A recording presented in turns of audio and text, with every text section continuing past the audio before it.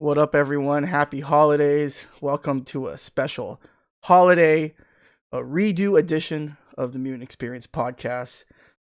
For those of you who have been longtime followers of the stream and my YouTube channel, where you can catch all my other Mutant XPerience podcasts with other Third Strike personalities, youtube.com/Mutant XPerience. I started the Mutant XPerience back in early 2017, shortly after I came back from my first and only Cooperation Cup. And my first guest on the Mutant XPerience podcast is actually my guest tonight, and that is none other than the Season 2 Jazzy Circuit Champion, Ryan B.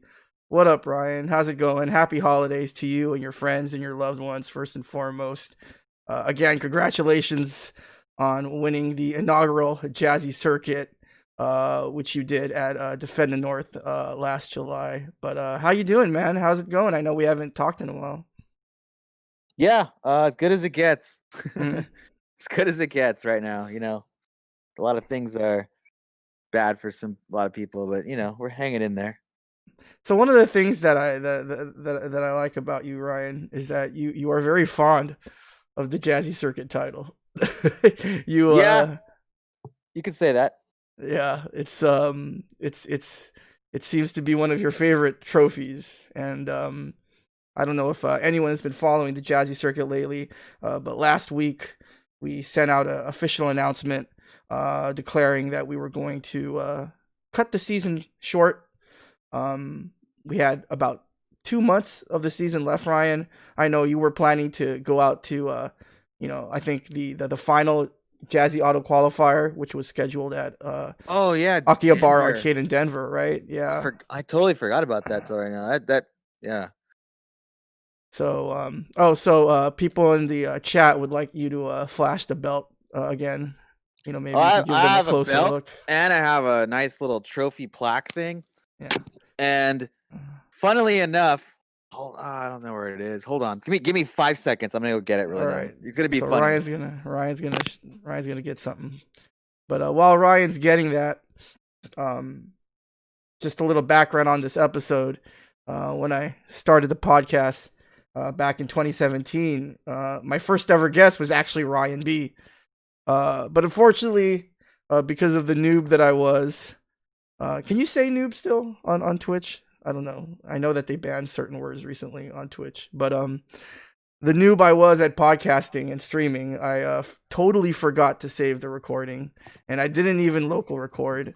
I was I'm back. Sorry. Yeah. I was just filling in the stream background on this episode. Like we were saying, Ryan, you were my first ever guest before we even started Jazzy, right? But you were my first ever guest on the Mutant XPerience podcast, and unfortunately, I forgot to save the podcast. Yeah, so, that was a big fumble right there. Yeah, right. Especially after a big fumble. I know we talked for like 3 hours, but in retrospect, maybe it's a good thing because from what I remember, there wasn't a whole lot of structure during that first podcast. I'm sure there was something valuable in that podcast. It's lost forever. Yeah, it's lost forever. It's now in the lore of Third Strike. So thanks for. Go ahead, man. Go on. All right. Okay. Oh, I just wanted to say thanks for coming on and redoing this podcast and making the collection complete. And hopefully we can remember some of the things that we said on that first episode. But back to the Jazzy Circuit title and the other things you wanted to show. Yeah, so we got the Jazzy Circuit belt. A little like I like how it, the light bounces off it. It looks very nice. Mm-hmm. I got this nice plaque here. Mm-hmm. Tournament champion, Defend the North, July 19th to 21st, 2019. Seems like an eternity ago, but it was only about, I don't know, 16 months ago. But yeah, it was a great time. My first time in the Big Apple. Mm-hmm. Loved it. And then a very interesting point, very interesting thing. I think I know what you're getting at here. What appears to be a gold medal. What appears to be a gold medal is actually. So I was like, oh yeah, Third Strike, cool. No, It's actually second place silver. Can you guys see that? Yeah, that's weird, right? Not only does this not look silver, I didn't notice this till I got home. And I was like, I showed like someone. I was like, check out my medal, and they're like, oh, why does it say second? And I was like, second, motherfucker, who got my first place medal? So to this day, I still don't know if Frankie or Yi has my first place medal. I even asked Yi. He's like, I don't know. I do with mine. He might be bullshitting. Who knows? But yeah, someone has my first place medal. So kind of looking for that. Well, you guys can do a little side money match at the season 2 finale for your medal back. What's weird about that medal, and not to knock on Defending North. Defending North did a great job as far as Third Strike was concerned. I know there was a lot of criticism about Defending North, and to be completely honest, a lot of that stuff was out of their hands. I remember just the weather at Defending North just being so gross, man. Oh, the hotel was awful too. The tournament was great. It was just the hotel, in my opinion. Yeah. Well, we'll talk a little bit about what happened to you at Defending North maybe sometime during this podcast, man. There's so much to talk about because we go back so long, Ryan, and so we could literally it was kind of like the way it was with the Watson podcast a couple weeks ago. There was just so much to talk about. Just like Watson, you and I pretty much grew up around the same area. Well, we grew up in the same state at least. Came up, in the same places, same arcades and stuff like that. So there's so much to talk about. But I kind of wanted to just, start real quick and talk a little bit about Co-op Cup. For those of you who have been following Third Strike, Matsuda and Game Newton had originally scheduled to have Co-op Cup happen next month. I'm not exactly sure what the specific date was, but they were going to return back to around the same date that they would normally do Co-op Cup, right? Which is around the first or second week of January. And unfortunately, Matsuda had announced that he was going to be unable to go ahead with that event because of what else, right? COVID-19, the coronavirus. And so, there was some, financial difficulties there. I think Matsuda had spent quite a bit of money on a venue, and he was unable to get any of that money back. And so, we're gonna go ahead and link the PayPal to his direct crowdfunding page, at the end of this segment. But I wanted to kind of talk a little bit about Co-op Cup, Ryan, because kind of from what I remember, you were really one of the first American players to really kind of start going to Co-op Cup, regularly. Because Co-op Cup, and it's kind of weird, right? But when you think about the first Co-op Cup, I think the first Co-op Cup had 20 teams or something like that, right? It had it had a very small number of teams, and to see how it's grown over the years. And one of the things that's made Co-op Cup so exciting, Ryan, and I don't know if you agree with me or not, is that the steady increase in foreign players or players from outside attending. And just from what I remember, you were really one of the first players to really start kind of making a name for yourself and really kind of showing, hey, this isn't just a tournament that Japanese players can attend.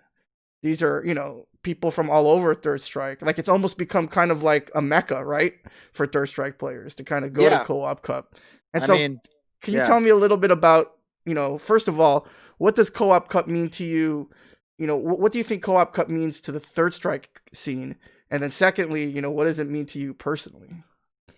Yeah, well, just a little background about Co-op Cup is I definitely wasn't the first non-Japanese person. I would say that was probably Mopreme. Mopreme, Ryu player from Texas, now living in NorCal. He was living in Japan. He was like the Lewis and Clark of Third Strike. He went there way before anyone else, and he explored it. This was 2000, I think, 20 years ago. Believe that. And then, anyways, fast forward to between 2000 and 2011, which was my first Co-op Cup. It was kind of weird. Co-op Cup was a thing, but we didn't really look at it in the same light as SBO Togeki. For some reason, maybe you feel the same way. In SoCal, we were all about the SBO. We didn't even talk about Co-op Cup basically. It was just kind of always happening. We would barely get a video or two. We would think it would be really cool. We couldn't even read the names of the players. We were like, oh yeah, we don't get it, but it's cool. It's high level play. We would always focus on this Togeki, which if you've ever seen the Togeki videos, it's production value. It looks like a wrestling match. It's all crazy announcers. So growing up, as a Third Strike noob, when I first started, I was like, oh, I gotta go to SBO. I gotta go to SBO, and I went there for the first time, and it was awesome. Couldn't have been anything. I couldn't have expected, any more. It was so great. It was awesome. And then at the time, I was in Japan. It's 2011. I just happened to be there. I was like about to move there, so I kind of went like beforehand to check out like an apartment and stuff. And I saw that Cooperation Cup was happening, and I was like, "Oh, that's cool." I remember like people talking about it. I remember like getting videos. I didn't know what it was because there really wasn't that whole like putting out a DVD of it. Maybe they did put a DVD, but we had no access to that in the Western world. And I just happened to go, and I was the only non-Japanese person. This whole game versus is where it used to be this year, at least it was. One guy, 100 Japanese people. Definitely was the odd man out. And I was like, oh, I want to play. I hope I can get a team. Because, in America, at Family Fun, Denjin, whatever, you was like, oh, I want to play in a team tournament. They're having a team tournament. And I'll just show up. I'll get on a team. Just, it made sense, right? No. So I went to Cooperation Cup, the first one, 2011. Not the first one, but my first one. And no, all the teams are set. Everyone's signed up already. I'm like, can I play? They're like laughing at me. Like, are you kidding me? Like, why would you even You think just showed up? Yeah, I just showed up thinking I could play. I was like, oh man, it starts at 10. I'm getting there at 9:15. I'm gonna be all pumped up. I'm gonna get a McMuffin before, be ready to go.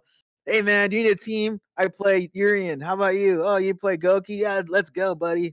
No, I walked in. I was like asking people for a team. People thought I was an idiot. It was just like so embarrassing because like I didn't get it at first, but after like 15, 20 minutes, I was like, why does no one want to team with me? I'm not like, I mean, there's got to be some other noobs around here. And no, everyone already had teams. So basically, I was like, oh, can I just enter myself as a one-man team? And Matsuda was like, no, we already did signups like months ago. Yeah. You're tripping. Like, just watch. I was like, oh. He's like, maybe next year. I was like, oh, shit, that's a long time away. Oh, well. So, like, basically, I just drank beers all day watching the tournament. Just, like, kind of sad. Like, damn, I wish I could play. But next year for sure. Next year for sure. But I was like, it was so crazy. And, like, you can just – I want to say that 2011 was just at the time when, like, live streaming tournaments became – they went from like totally like prehistoric to like kind of like watchable because like the early streams were like basically unwatchable. It was like pixelated, doesn't make any sense what's happening. This was like the first one that was like fun to watch. You can even check it on YouTube. And I remember that was the I don't know what the final was, but I remember it was like a crazy tournament with like RX was doing stuff as he always does, Jiro, Roshikar, all those kind of guys. And it just blew my mind. It was like a day of Street Fighter Third Strike. Because like SBO Togeki was like a big event with just Third Strike. It was like Evo finals. Like, it has a bunch of games and just the finals of each game. So you don't get that whole like tournament aspect to it. Whereas Cooperation Cup was like starting. Everyone's starting. And then the tournament starts at 10 a.m. and it finishes at 8 p.m. And it's just all day. Non-stop Third Strike. It's insane. It's a straight up marathon of Third Strike. And it was the most amazing thing ever. And I was like, wow, this is what I want. Like, Shogeki was done that year. I think 2000 was the last one. I was like, you know what? Put that in the past. I think it's cool that this event focuses only on Third Strike. This is the main event. This is the main event of Third Strike. It's not the Olympics because the Olympics has all the stuff like SBO, This is the Super Bowl of Third Strike. One day, champion will be crowned. It's awesome like that. I just thought it was so cool, like the concept of a team. The next year I joined again, and I had a team of, it was 4 American guys and 1 Japanese.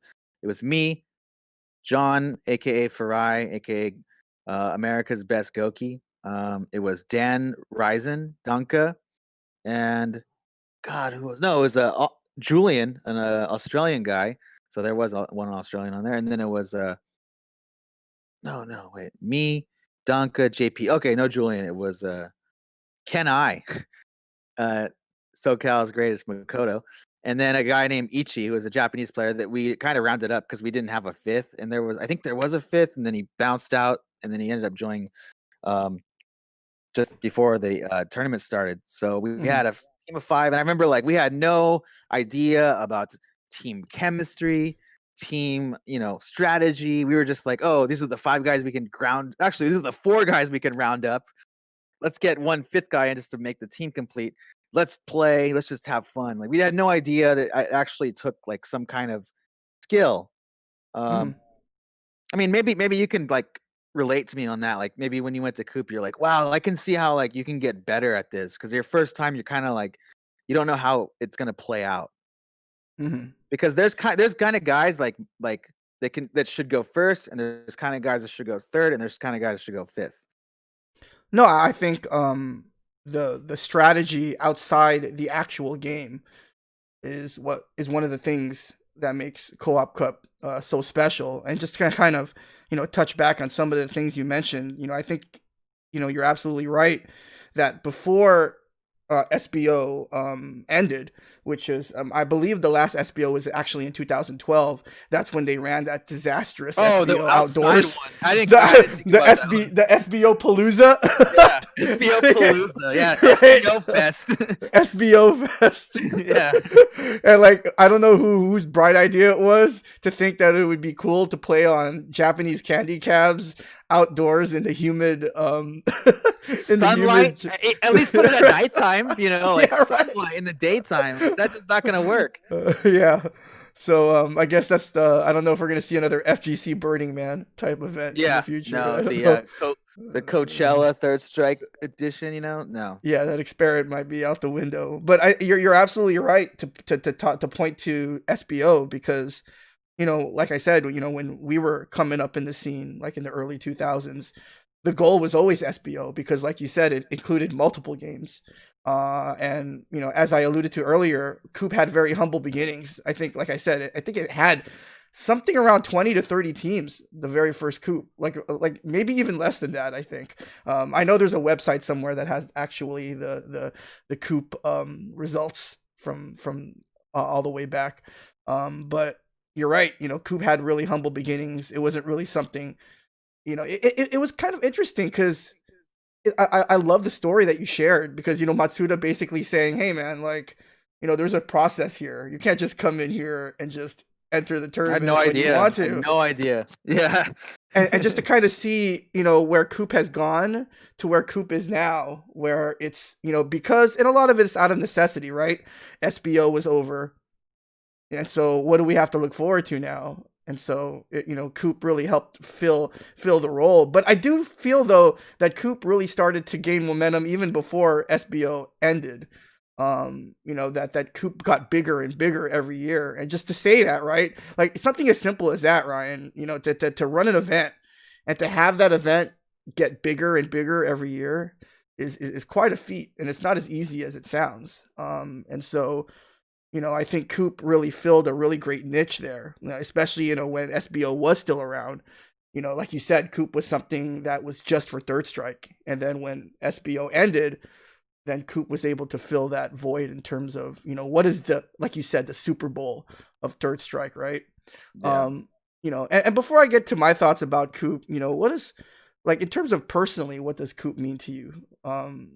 Just kind of as your personal growth as a Third Strike player. I know you had kind of alluded to it earlier that there are certain things that you learn about yourself and other players when competing in Coop. Can you elaborate on that a little bit? Yeah.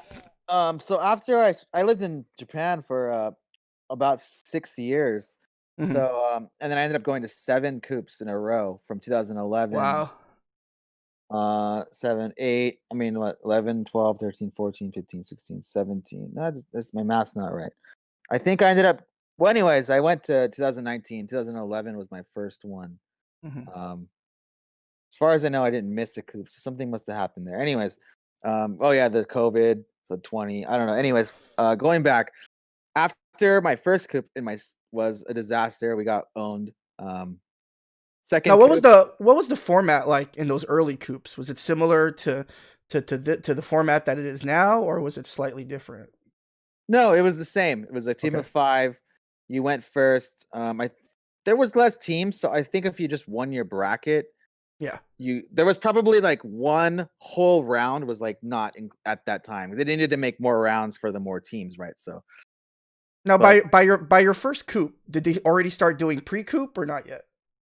yes, as far as I know, I mean, I could totally be wrong about this, but I mean, I'm telling you, like the other coup, I think that was the first streamed coup. I don't think any other coup was streamed, so they could have done the pre-coup since the first one, for all I know. Because, like, how would I know? That would be a Because thing. I haven't found results for that. Yeah, I haven't found results, and maybe it was all for fun. They could have had some other tournament, like Ryu versus Ken. Who knows? Anyways, I'm just like, as far as I know, this was the first coup that was streamed. This was like, I guess Twitch was probably like just coming out in 2011, or maybe it was Nico. I'm not sure. Or Justin, probably Nico. I know Justin TV Yeah, was it could have around been at that Nico. time. But I think that's what really made it like everyone was watching, like, wow, this is sick. Like all like the way that I looked at it too was like when I went to Coop, it was like anybody was there. So like if you go to Tokyo in non-tournament time, you can play RX, you can play Yakun, but you're not going to see Deshiken, you're not going to see Yukio Toku or Kokujin, like the guys that don't live in Tokyo. Like this, Japan's a big country, not so geographically big, but there's a lot of different cities, and people aren't going to always go to Tokyo to play. But Coop, like everybody's there, and it's just really cool to me that everyone gathers for that weekend to play. But going back to your question, like what does Coop mean to me, was after the first Coop disaster, and I want to say the second Coop was also probably a disaster. By the third one, I started getting a feel for like, oh, I know what I need to make a team, and just because you're my friend doesn't mean you're my team. I kind of want to make a team that's going to have good chemistry, and you probably know from experience that sometimes you kind of have to, I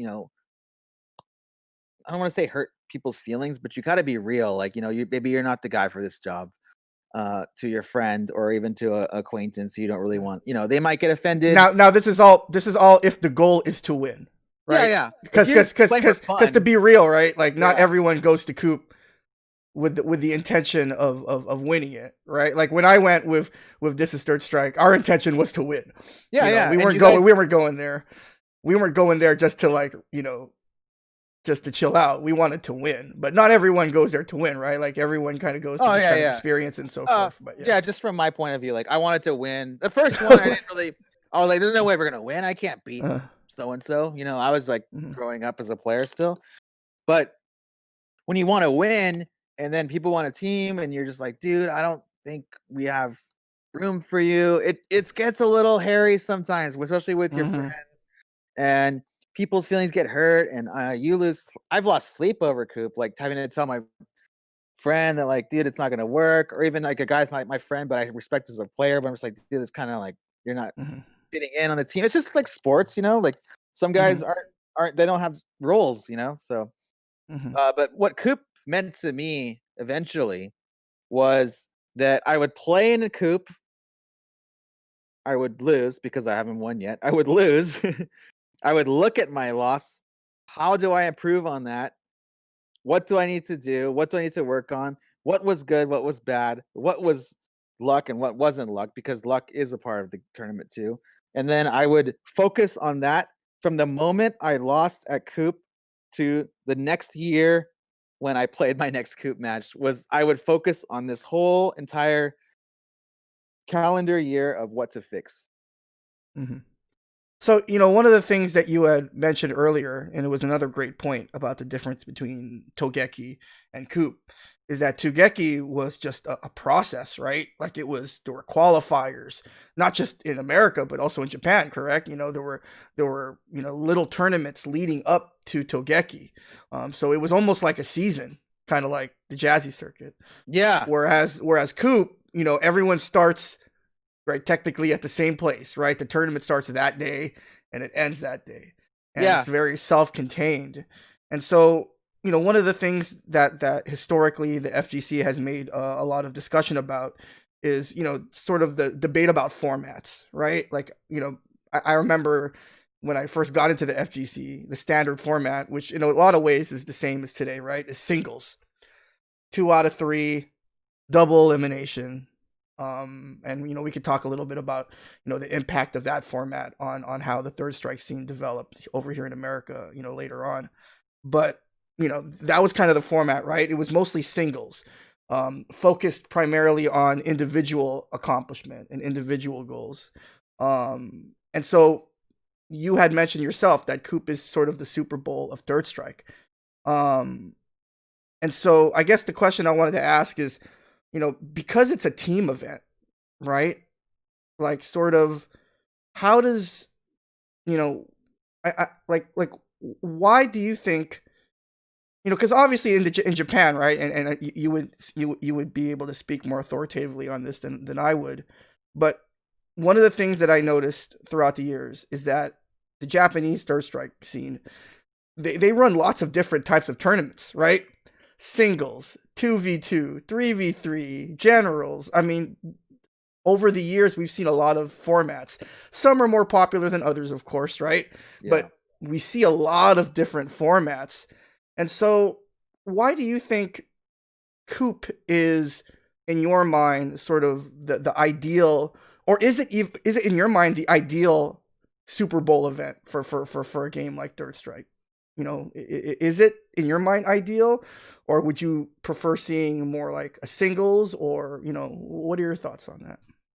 Yeah, I think it's a very interesting interesting discussion about Coop because in my opinion, that format doesn't work in America. It doesn't work in a lot of countries. It works in Japan because I mean, excluding non-Japanese players, just the way that the country is, it's so geographically small, Mm-hmm. geographically small that it's like no matter who you are, no matter what job you have, no matter what your your situation is in life, whether you are balling or you're kind of getting by, uh, you can plan one weekend out of the year to get to Tokyo, which is not that far from anywhere in Japan. You know what I mean? So everyone has the chance to go there that one weekend, and everyone kind of like tries hard to make a good team. Mm. And one interesting story I'll tell you right now. I'm not going to name any names, but there was one Okay. situation where I wanted a team, like I was trying to make my team with another Japanese player, and I told them, "Well, how about this guy?" And he was like, "Well, yeah, that guy's really good, but he's from a different prefecture. I don't want to like we don't want to team with him." So there also is some like pride on like where you're Politics, from. Yeah, right? Yeah. not really politics, just like we are from this area. We kind of want to team with Yeah. our own Yeah. area's people. Nothing against him, and we like him as a guy, but we feel more like I was saying before, like you work all year to Coop to kind of see how you've progressed throughout the year, and you don't want to just team with someone who you kind of consider the enemy, not as like kind of a bad word, but like someone who you want to beat as a sportsman way, kind of not really like you want to beat their ass like Americans think, like I want to murder that guy, no, just like I want to challenge myself to beat this Being guy. competitive. You're just being Yeah, competitive. it's Yeah. very competitive. Um, but I mean, yeah, people do go outside their regions, especially like if they have a reason to. But just the way that I like nonchalantly suggested this guy who was available, but it's like, no, it's not going to work because he's from there, and it's kind of weird. We're from Mhm. here, you're from there, you're from America, blah blah. But I mean, yeah, it works in Japan. It's so cool that it like can be 5 people. Any more would be just not even cool to watch. 4 doesn't work because that's a weird number. 3-on-3 is cool. And I think in Asian cultures, I don't know. Correct me if Oh I'm yeah, wrong, 4 is you're like bad probably, juju. yeah, because you're probably more Asian than I am, right? Yeah, even though I'm but Mexican, but yeah. yeah, right. But yeah, I think four has some bad, like you said, sort of. They find it unlucky in some Asian cultures. Five, So. 5 is just Mhm, perfect though. I mean, mhm, singles to me, singles isn't exciting because you kind of it's just there's a lot of skill gap between people in third strike. I mean, a lot of the newer games, there could be more upsets, but it's kind of hard in third strike when you have yeah. these guys that have been playing for 20 years that are like basically gods at their character. Mhm. Well, let's get right to it then. So you had said that Co-op Cup is a good format for Japan because of, sort of the region and the geography. And so for something like the Jazzy Circuit, right, which is singles, obviously, the goal is to make it to the Jazzy Circuit finale. Why does that format work for America? Like at this point in our Oh, in the yeah. history of Third Strike. Interesting question, because completely, my opinion changes completely if you ask me like what's the best format for an American tournament or American series of tournaments, because it doesn't work. I mean, I can't make a team of even like forget the 5. Let's just go to 3 because that's like the next smallest team kind of thing. Even 2. We can even talk about because there's been a Togeki where there was 2, and that was kind of interesting. Wasada style, I think. Yeah, but or was it? No, it was no. I think it was. Was it Wasada style that they ran or Pokemon? Yeah, one of those. I don't even know where these names came from, but yeah. So that's what they were called before, is Waseda or Pokemon, whatever that means. But one was like A plays A beats A plays B. That was the Evo format, right? Yeah. But the other one was like A and A play, and then B and B play, and then if someone lost, then they play. I mean, if someone won, they go to the other team, so they played the other. But yeah, I mean, just even if Jazzy was that style 2v2, like it would be so hard. Like, hey Yuki, you want to be my teammate? Okay, yeah, cool. So we're gonna go to like 6 different cities in the next 4 months. Are you down? Like it's a lot to ask from people who like, have jobs, have families, have other crap they want to do. It just doesn't work. It doesn't work. Like, and even if you did it, like, forget the circuit. We're just gonna do one big Super Bowl day.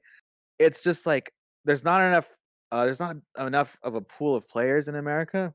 The skill level is a little bit like, I'm not trying to like say that we're not good, but it's a very scattered a level of skill, and a lot of the lower level people would feel like, oh, they have no chance of winning. What's the point of traveling to New York City? You know what I mean? Like, there's no desire there to like, I don't want to just go to get creamed. I mean, singles wise, like you can still go and maybe you'll lose, but you don't feel like I have to find a team. Like if you're from like Boise, Idaho, how are you gonna find a teammate? Are you gonna ask some guy on GGPO or whatever, FI Kid, and then he doesn't show up? You don't even know what this guy's like. He could be like a weirdo, like staying in your hotel room, sniffing your boxers. Who knows? So I just think it works. If we all lived in California and we had 150 players, we could make a team tournament work like that. But as far as like United States of America, it's a big ass country. It's just really hard to ask, and really big. That's a tall order, if you ask me. Yeah, when I was thinking about the design for the finale, I mean, I know I've told this story, in other episodes, but obviously I took as inspiration a lot of the previous leagues, attempts at leagues in the FGC, things like the Curly Circuit for Marvel 3 and the Burst League. And when I was thinking about the finale, I was just, to me, what I was thinking about was, how can the finale appeal to, like you were saying, a wide variety of people? Because like you were saying, Ryan, the skill gap and the levels of skill are very scattered in America, at least right now. And so I was thinking, how do you make the finale something that, people from different points in their Third Strike journey, right, can appeal to? And so, when it comes to the circuit, just this idea of grinding and this idea of trying to work on your game and encouraging to try and get better, and then having the finale be an opportunity where, obviously for players like yourself and, the other Jazzy finalists, the goal is to win, right? And the goal is to take it all. But as far as, maybe some of the more, intermediary players or beginning players, yes, they want to win, but also like, and I don't know, this, I kind of want to segue this to a question about the format itself of Co-op Cup. But, like, to me, like, I hope the finale is an opportunity where some of these newer players can shine, right? Like, over time, as we've gotten older, to me, what's more important when I look at a new player is not necessarily if they win or lose, but how they win and how they lose. You kind of talked about it earlier, right, Ryan? You know, when you were talking about how you assess your wins at Co-op Cup, you're like, you know, exactly how did I win or how did I lose? Was it luck? Was it skill? Was it something that I did that, you know, that should work, or and so forth and so on. But in terms of the Co-op Cup format, right, it's so unforgiving. It's like one game. You know what I mean? Like you like what's the minimum number of games you might play at a Co-op Cup before getting knocked out? The minimum number of games you could play would be that two. one player, 2, right? Yeah. So if you're lucky, it would be 3 if you were in one of the bigger first rounds. I think there's like 2 or 3 sometimes that have like an extra team. Yeah, exactly. But yeah, you only get to play that many times, right? So as a player, like someone that's trying to get better, someone that's trying to learn from the experience, what do you learn from that? Like in terms of like you only play twice. Like how exactly do you learn? Like what do you like? What would you say to a new player who might say, "Wow, you know, I'm gonna fly all the way to Japan, spend thousands of dollars just to play in 2 games and lose"? You know? Well, yeah. I mean, you have to have realistic expectations. You have to be you have to keep it real. You know, like I know, like everyone wants to win Coop. No, I mean, a lot of people just go like, I want to go have fun, but a lot of people also like, I'm gonna win. Got my perfect team. Even all the Japanese people probably think, a lot of those Japanese teams think I'm gonna win, and they go there thinking that, and then they lose 2 games and they're out too. So you really just have to look at like, you know, did we just get a really bad bracket, which could happen? But at the end of the day, I mean, if you're gonna win, you should be able to win any bracket. So you need to think more like, was my team ready? Were we just outplayed? Was our level just not where it should have been? Should we have not expected to be winners? You have to just, you know, take it and go with it for next year. Like, there's an interesting quote that my friend John, aka Farai, told me. So I told you, right? Going back, I went to the first Coop that I went to by myself, and I was like, dude, this is so sick. And then I went back to America, and I fucking told everybody, like, you got to go to Coop. This is way better than Togeki. I mean, because we can all play. There's no qualifier. Everyone's in. It's a straight up fist fight the first round. It's awesome. And then John came, and we lost the first year. We lost 2 games. We didn't win a game. I mean, a set, you know. And John, we went outside, had a little loser beer outside, and we were like talking, and he was like, you know what? I'm never gonna miss another Coop again. I'm going to every Coop forever. Like, he was set because I want to win next year. And if I don't win next year, I'm gonna do better than I did this year. And if I don't, then I'm gonna work hard, and I'm gonna keep working harder to get up that mountain to where I feel like I should be, because going out 0-2 is not where I feel like I should be at. And you know, you'd have to ask him personally, but I'm sure he thinks like, you know, yeah, dude, like we're getting better. Like, I feel like I'm improving, and that's what it's all about to me. Like, it's not really about just going 0-2. You got to look at why you went to 0-2 and how you're going to change that. And even if you go 0-2 the next year, do better than the first year, you know? And if you really can't do better than the first year, then think about why you did worse, you know? Like, why did we do worse? You know, like, there's so many things to analyze in that situation. No, I totally agree with you. Like, to me, it's almost like, because the format is so unforgiving, Ryan, when you lose, but there's this temptation, right? Like, you can look at it one of 2 ways. You can look at it as like, okay, like you were saying earlier, right? If you're good enough, you should have won no matter what, right? So so say, for example, you enter Coop and you lose, and you know, depending on what level player you are, you know, are you suggesting that it's kind of like, because of the unforgiving nature, it really kind of forces you to like look at yourself, right, as a player, and kind of go, okay, like, what did I do wrong? Because there's so, you know, in the heat of the moment, right? Especially with a game like Third Strike, when you lose at Coop, what is the initial reaction? Man, that was bullshit. Why would he do something like that? Oh my god! Like, you know, right? Like, right? Like, oh, I just fucked up. Oh my god, the sticks. You know, like, oh, like the initial impulse, of course, is to like deflect that responsibility. But like to me, the way that you're describing how you handle Coop, it really is you really do take the time to kind of self-assess your game, right? And go, okay, what exactly did I do? Or what could have I Yeah. done differently?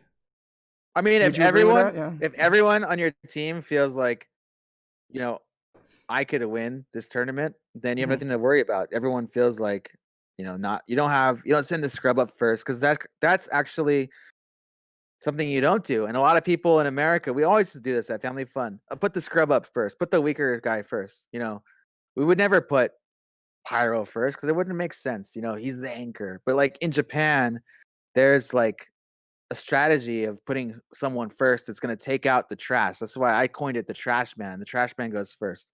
You Mhm. got it. You got an Ibuki player on your team. We did. We put Tenren first, and he fucking beat a lot of people. He OCV'd like 2 teams.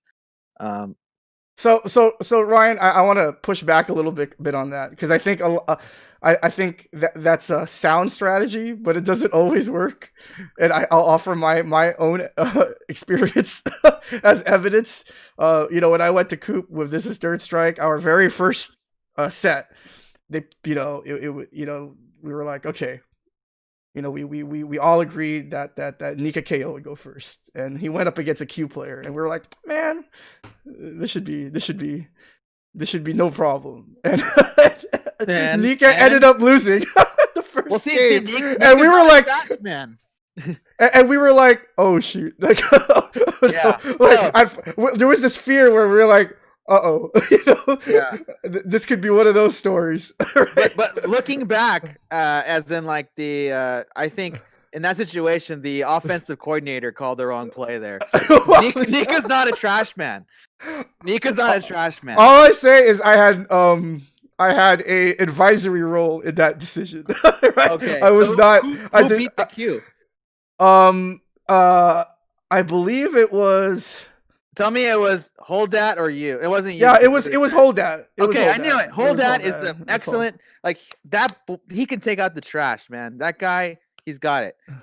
Because the thing is like the first guy, like that. Well, our thinking was right is that we were thinking about the player too, because at the time we were thinking let's start off on a positive note. Let's get that momentum going, especially for the players that we had on our team, like someone like Nika KO. Yang, momentum is very important and building that confidence. And so I think that was the thinking, right? Like we were just gonna put Nika up first, and if he loses, well then we have to pull our weight anyway at some point.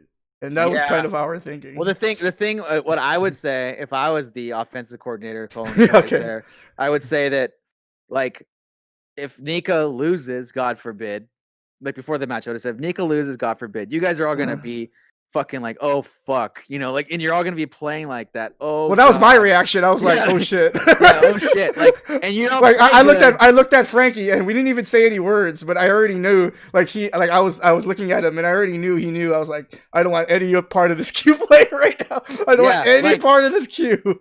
When your teammates say, I don't want to go, something's wrong. Something's wrong. Like somebody messed up. Somebody messed up on the play calling. Like. If everyone's like, I don't want to go, I'm out, and you're doing rock paper scissors to see who goes, yeah, something went wrong there in the team choice order. But yeah, it's just it's kind of weird. Like, I'm not saying Tenren was our first guy all the time. It's not like we thought Tenren was the weakest, because he's not. I thought our whole team was very, very strong across the board. But there's something to be said about consistency, right? And just kind of setting a tone, for every set.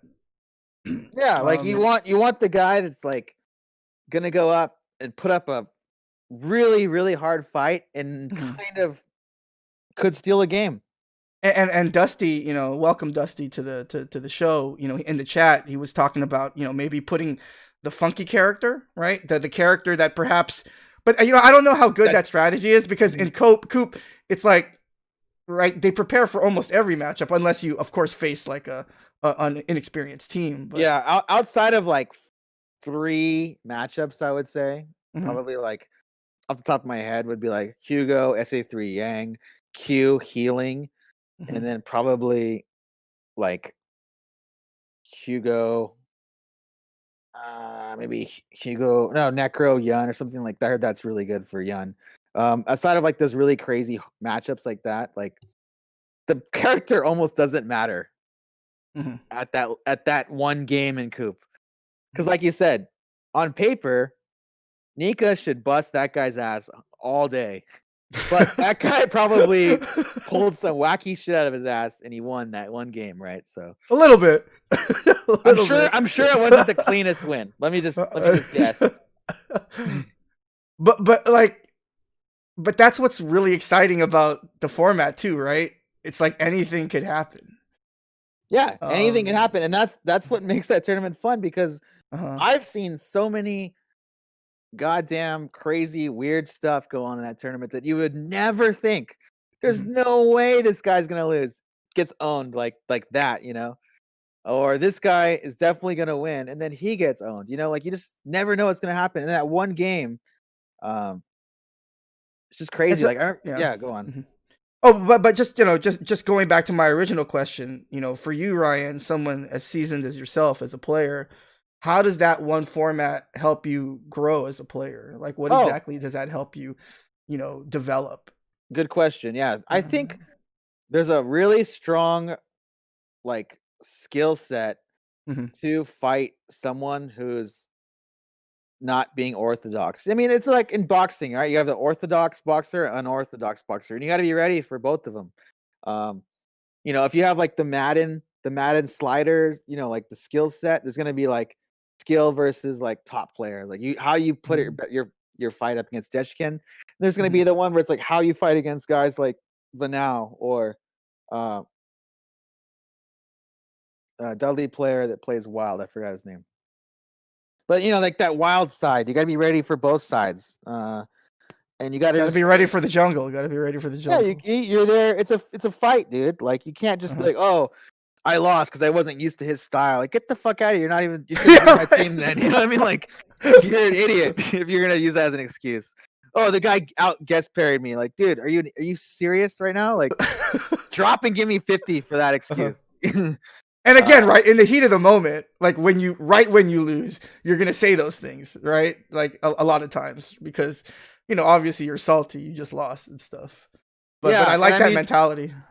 Yeah, and you gotta be a lot of things too. Like we didn't even touch on this, but this is like 80% of Coop is nerves. A lot of people get nervous and they play wacky or they just play scared or they second guess themselves. And they do things like they would never do. Like you play a guy in casuals and he would never, ever, ever do like a wake up super. So all of a sudden your teammates wake up supering in like the first game of the match and he like loses to it. And you're like, dude, what are you doing? He's like, I don't know, it's nervous. It's like, I mean, you play differently in tournament like that. So, I mean, there's like, you could be on the big screen with 1,000 people watching you and it's a different game, dude. It's totally a different game on that setting, which makes it, that's what I love about it. So, before we go on our first break, I wanted to talk about a specific co-op cup year because it was the year when, the very first, predominantly American team. I mean, call me a hater, but I think your team deserves a little bit of an asterisk considering Daisuke was on your team. But I'm willing to concede it was the first predominantly American team to make top 8 in co-op cup. Well, yeah, and you know that do you know how Daisuke did that day before he made top 8? I think I remember you telling me that he wasn't doing too well throughout the whole day, I think. Yeah, yeah. I mean, I love Daisuke. He's the most awesome Ryu player I know. He's hands down amazing, but that day he was catching like every unlucky situation you could think of. Just like he would get like low. I mean, this isn't what happened exactly, but like for example, he would throw a low forward, EX Hado with Ryu, and it should have killed because it would have been 3 hits, but it was just far enough away where it wouldn't kill, and then the guy would come back and do something dumb and win. Like he was having that kind of day. And Daisuke didn't win a game until top 8. So in theory, we could have had we could have another player there. It wouldn't have mattered. But yeah, Daisuke did really well. I mean, God, he's so good, and it was just like that kind of day for him all morning. And you feel bad for your teammates, right? When they're like, when they're struggling, and you could tell did you say anything to Daisuke Oh, during dude, that day? Daisuke, Like, between our last match and we made top 8 until top 8, there was a good 2 or 3 hours. We had a big gap. And like the I was out. gaps kill me, man. I hate Oh, the gaps, especially when you get older. You just like I just wanted to go back to my hotel and take a nap. oh yeah, can we do this tomorrow? Like Yeah, right. uh Like like I just blown my mojo on the first turn, and now we gotta wait 3 hours to play our next sets. no, I during that 3 hour gap, I think I ate a meal, I drank 3 beers, I smoked about 6 cigarettes, I took a nap, balanced my checkbook, called my family back home, did By the like way, this is the Jazzy Circuit Champion yeah, training regiment, guys. I did like a lap around the city there, like just to get Uh-huh. exercise. Like I was all over the place just to kill that 3 hours, and I still have like 40 minutes left. It's too much time. There's too much time going It on. is a lot of time. There's a lot of time. But yeah, so yeah, did you say anything to him during Oh that yeah, when he so was struggling and? we were going for a walk, and he was like, "I'm so sorry, I couldn't win." And I was like, "No, like you were catching like every bad break you could possibly get. I mean, it happens. You can be the best poker player ever, and some like idiot goes like all in on like a 2-7, and he beats you because Mhm, the flop comes out, 3 sevens. You're like, oh, sick. It mhm, just happens. This is part of like it's part of games. So I told him like, don't worry about it. We're already like we're playing next. The next match is all that really matters. And he was like, I'll do my mhm, best. And I was like, shaking him a little bit, like physically, like shaking his ass, like, let's, dude, you got it, dude. Like, snap mhm. out of it. So Don't how worry. challenging it was it for you, or maybe because you had been a veteran of so many co-op cups? Um, one of the things that I noticed when I was watching my teammates play, and one of the things that I was constantly sort of struggling with personally was how do I learn and how do I help my team by just watching my teammates play. You know what I mean? Yeah, Like, that's cause, it. cause, cause in the moment, right? You're just so focused on, like, you don't want to let your team down, right? You want to make sure that you step up when you need to. And then obviously you want to support your teammates and you want to cheer for them and so forth and so on. But what are some of the things that you kind of look for, when you watch your teammates play other opponents? Well, Are there I think specific things? yeah, I think very like you can almost fuck someone up so bad by telling them shit like in between a round, or like telling them Mm, stuff before a match, like before a game starts. You have to really, it's just, it's probably, I've never really coached like a sport, but I'm sure, if you ask a coach in the NFL, like, you don't tell your star quarterback before the game, like, hey man, don't throw an interception this game. Cause like that doesn't work, like you're just fucking his head up at that point. Like you have to kind of motivate him, and you don't mhm, say like something negative, but you can kind of like caution something like, hey, he likes to do this.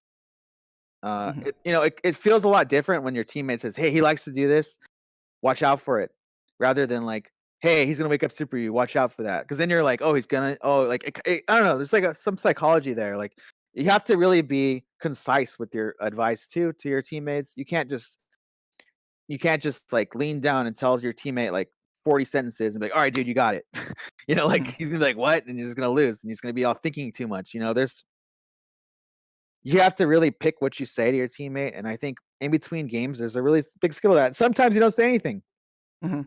like, Depending on the player, right? yeah, like I've Like watched if you you. team with MOV, who the fuck am I to be like, yo, MOV, maybe you should be looking for, right? No, Like, I'll tell his ass straight up. I'll be like, oh, dude, what was do you you think? okay? Yeah. But Okay. I'm just saying, like, I've watched, like, so like Yi has been my teammate Uh-huh. 5 star for a long time, Uh-huh. and I know, like, I played with him enough to know what he's thinking, almost like, And what he not wants, not not right? what And not what what he's he's thinking like gameplay wise, but like what his brain is thinking, like, fuck, I shouldn't have right. lost that round, or like, oh, he Uh-huh. got me that round, like, Oh, okay. and sometimes like when he thinks that, like, oh fuck, he got me that round, but it was total bullshit. Uh-huh. Like, I'm not gonna lose again. I'm not even gonna say anything to D. I'm just gonna be like, all right, let's go. Like, you got it. I'm not gonna say any advice to him. It's just like, let's go. Cause I know he knows. I'm not gonna tell him something he knows, because then he's gonna be like, why are you telling me this? I fucking know this. You know what I mean? Mhm. So, but if I can tell he's not seeing something that this other guy's doing, then I might say like, dude, he's looking for you to whiff low forward, and then just Mhm. like step back. Like, there's really hard to like And like we have 4 other dudes here. We don't all want to tell him shit because it's gonna fuck Mm-hmm. his brain up too. So it's Mm-hmm. really you have to know when to hold back sometimes, and you have to have faith in your teammate that like this guy knows what he's doing, and that's what really like I had a really good Coop team one year with like me and RX, RKF, Shinobu, and Kazuya. That Mm-hmm. was really really good. That was a really awesome team. The only problem is like I wasn't really boys with like a lot of those guys, so it was hard Mm-hmm. to like feel what they felt. I didn't play with them enough to know what they felt, so I didn't have this like giving advice or how to like kind of encourage me. I didn't know what to do. Like, oh, just please win was basically what my Yeah. advice would be. Whereas when we play a lot, like me and Yi or Tenren or Aaron, like me and Aaron played so much like all year because we like lived near each other. We would go all the Mm-hmm. time to Cube. We would talk about the game after. Like, I know what he's thinking and he knows what I'm thinking.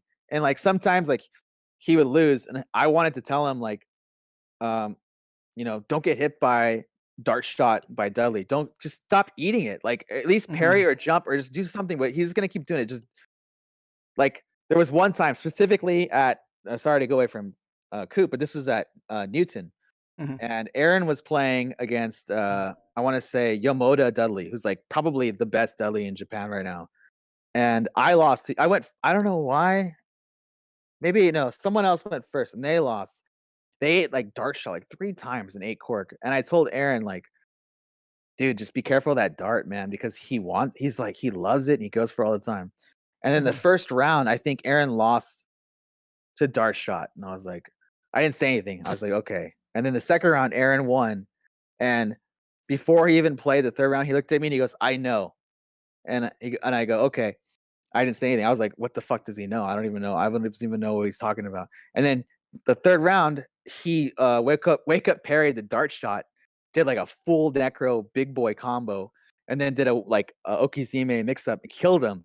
And I was like, what do you mean by like you knew that he was gonna dart, he was gonna go for that dart shot? And he's like, yeah, I knew that you wanted to tell me to watch out for that dart shot, and I knew it. So I told you before you even told me. So you gotta kind of have that teammate sixth sense almost. Well, yeah, I think maybe the point that you're getting at, Ryan, is that you have to know your teammates and you have to spend that time. And sometimes it takes time to develop that trust. Really, the word I'm thinking about is trust.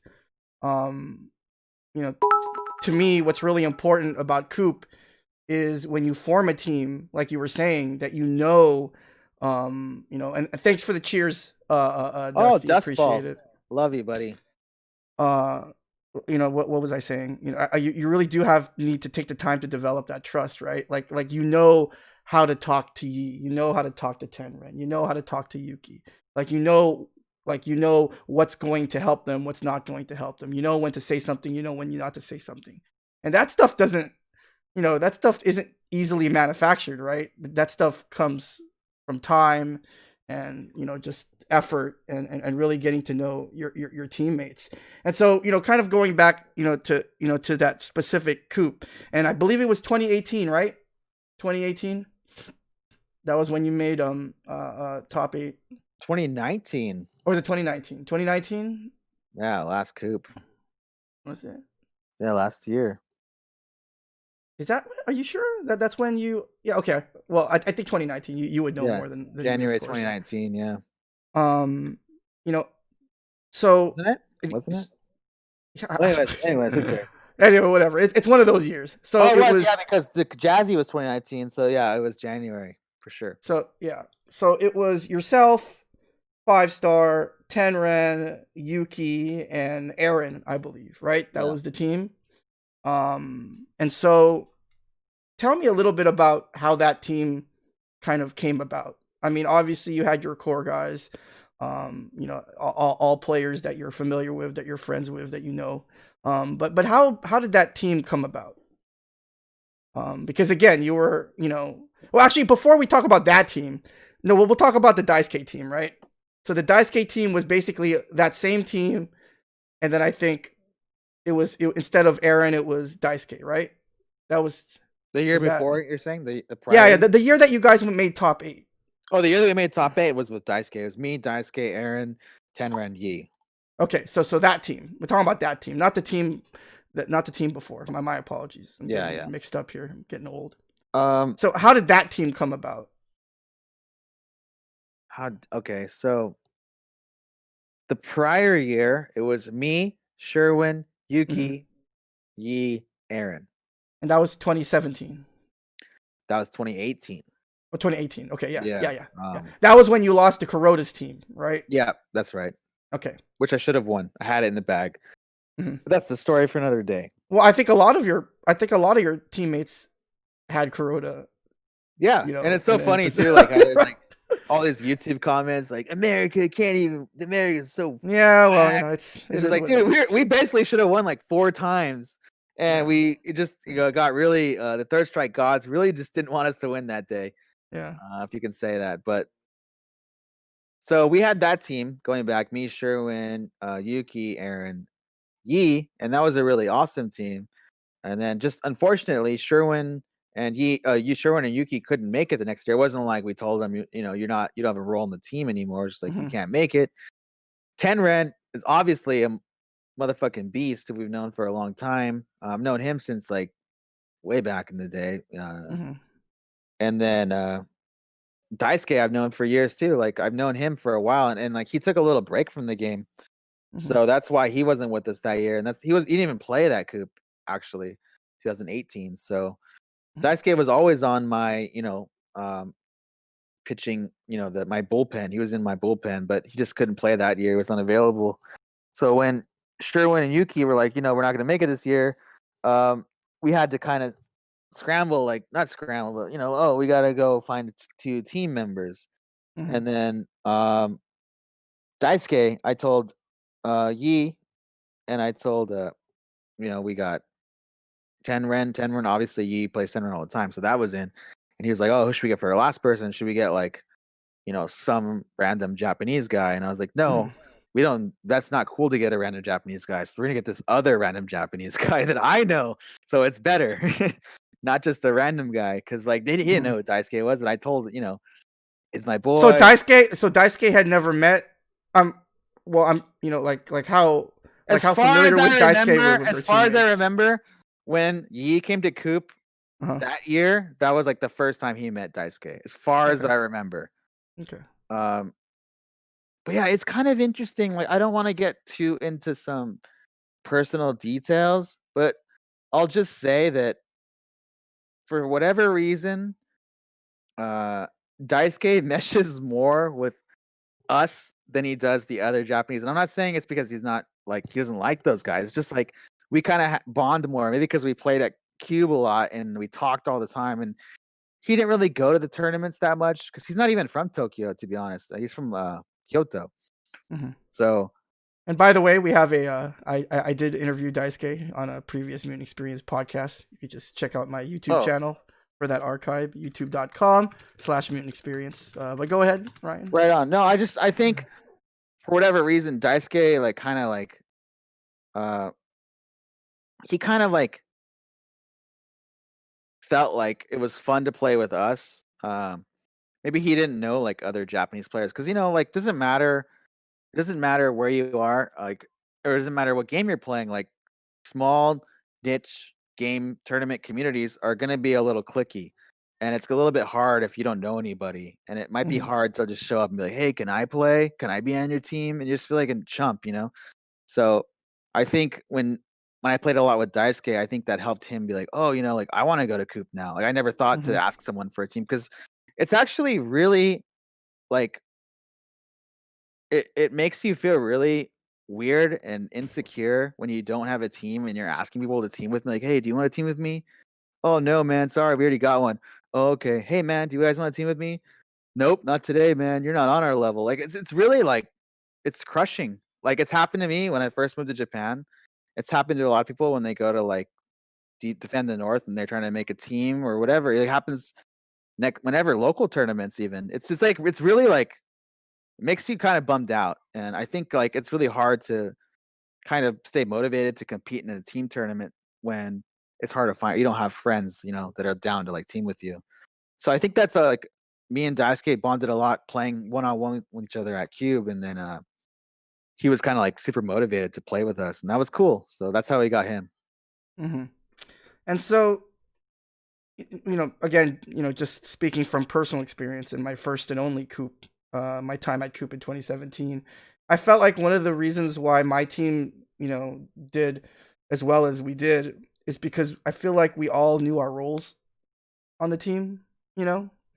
Um, I don't remember us during that day ever having any kind of disagreements or any, just from my perspective, I don't remember us having any kind of doubt as to kind of who was going up next and kind of who was supposed to be making the decisions, like who was the offensive coordinator, like you said, Ryan.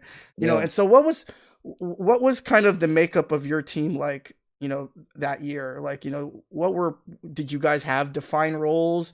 Were certain players the people that were going to like make certain decisions, or was it a little bit more organic than that? How did that figure into your team I think that year? it boiled down to this, was that Mhm, we all knew that Tenren could beat anybody, mhm.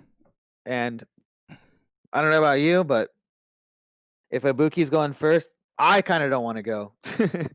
I would be like, maybe someone else should go, because that's a funky character. Let me No, tell that's a you, right? specialized matchup, right? You need to know really specific things Yeah, about it's like Buki. throwing up like a a knuckleball pitcher. Like Yes, yes, you yes, kind of got to know how to hit that, or you're gonna be in big trouble, and you're like an yes. idiot out there. Mm-hmm. So Yeah. we kind of had that mindset, like, let's put Tenran up first. But it wasn't set in stone. Like, it wasn't like Tenran's going first all day. It was like, if for whatever reason Tenran goes, you know what, dude, like, I think Aaron should go, or I think Yi should Mm-hmm. go. Like, if he said anything, we would all listen to him and be like, okay, like, why? And Mm-hmm. why? And please explain to us in the next 5 seconds. We got to decide now, kind of Yeah, thing. but Like, that was my next point, Ryan. Right? You don't have time to deliberate. yeah, so you better give a It's goddamn blind good pick, delivery. right? You better give a goddamn good reason. Like, Yeah. I'm gonna lose right now unless you go. All right, Yeah, step right. That's a aside. good enough reason to me, Yeah, right? yeah. Because All I don't right, want get to. out. I don't want to put you up if you think you're gonna lose. Right? Yeah. All right, step aside. We're gonna pull in the lefty here.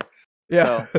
So, but yeah, we had this, like, basically Tenren's gonna go first, Uh-huh. and then if for whatever reason our next relievers would have been like Yi, I mean not Yi, Aaron or Daisuke, depending Mhm, on which one they wanted to go. We're kind of like, who wants to go in now?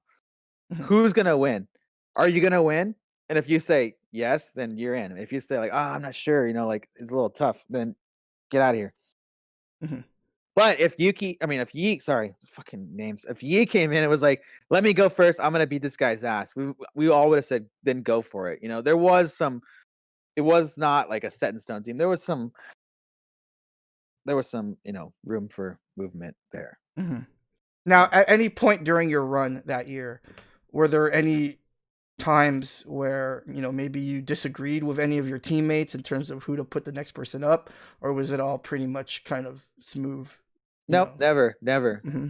Um, you know, they could have all looked at me and said, "You're up." We all don't want to play this guy, and I would have said, "All right, step aside," and I would have walked in. Um, Yeah. there wasn't an opportunity, like, there wasn't a chance or any type of situation where we got disagreed. Like, we had really good chemistry. We're all Hmm. friends. We all hang out. We all have a good time. We never have problems. Like, no one's ever been mad at each other on that team. So Hmm. yeah, it's cool. Yeah, awesome, awesome. So That's why I before think we it worked go, out. So yeah, yeah, and again, uh, I cannot stress enough just how important Cooperation Cup is to the global Third Strike scene. yeah. Like you said, Ryan, it's the Super Bowl of our scene. It's become one of those destinations that every Third Strike player aspires to go to. And so, before we go on our first break, I just wanted to go ahead and link in the chat the website for the official announcement for the cancellation of the 2020 Cooperation Cup, or the 18th annual Cooperation Cup, excuse me. And so, again, if you're able to, I encourage you to donate Shout outs to all of the people in this community that have already started to lend their support to Matsuda. More specifically, wanted to send a shout outs to Tommy Two Step and NYC Furby for running the Battle Royal this past Monday, and they raised about $1,100 for Matsuda. Wow, sick. Ryan. And so again, thank you, Matsuda, for all that you do. Cooperation Cup clearly has meant a lot to myself and to Ryan. And we just hope that future Third Strike players will be able to experience that. Because again, Ryan, I don't want to spend more time necessarily that we have to on this, but words really can't describe how special Coop is, right? It's just a great experience, both as individually someone who loves Third Strike, someone who wants to get better, for kind of a goal, right, to give yourself, but also the opportunity to be with a team with the people that that you're friends with, that you respect. And hopefully Matsuda is able to continue with Coop in the future. So before we go on our first break, definitely encourage you to check that out in the chat. Check out that website and consider donating. And so we're gonna go. Always a way. Mhm. There's always a way to get there. You just Yes, gotta definitely. grind it. I mean, I grinded Uber for like 3 months just to get like a lot of money to go, which wasn't fun, but you can do it too. Life is a grind, right? Yeah. So, Sorry. all right. Oh no, it's all good, Ryan. So we're gonna go ahead and take our first break, but when we come back, we're gonna maybe switch gears a little bit, talk a little bit about Ryan's origins and how he came up in the Third Strike scene, which is a story that sort of parallels with mine since we did come up in the same area. But anyway, we're gonna go ahead and take our first break, and then in about 2 minutes, 2 or 3 minutes, we're gonna come back with more Mutant XPerience podcast special redo holiday edition, episode 1, with the 2019 champion Ryan B. Don't go anywhere.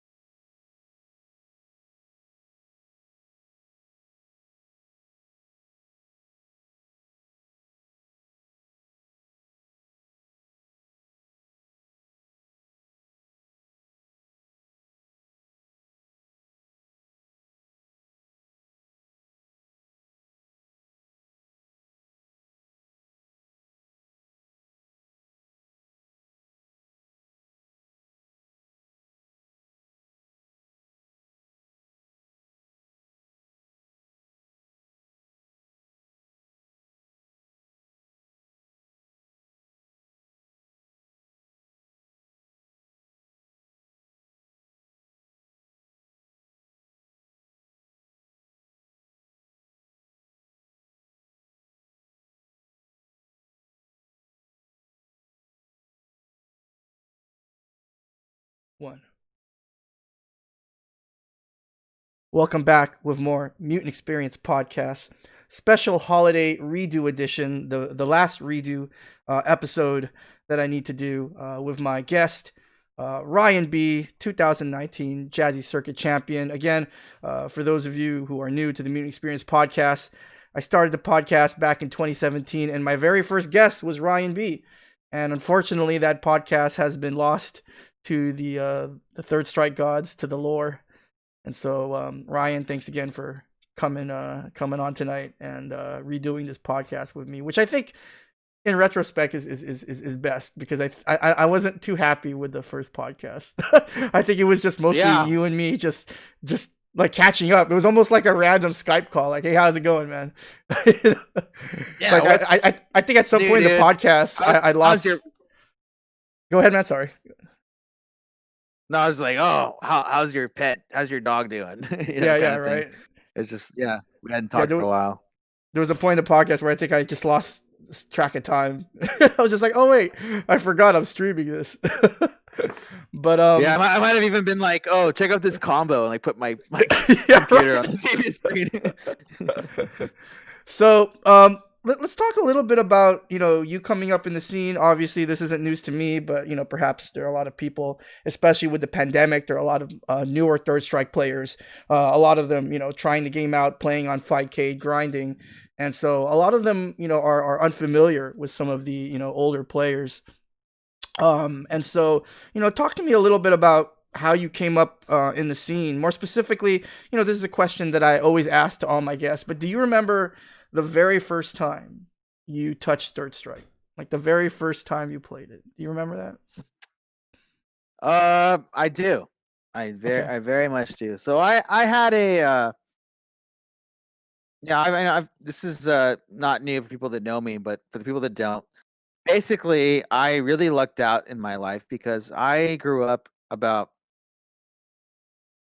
2 blocks away from Sunnyvale Golfland.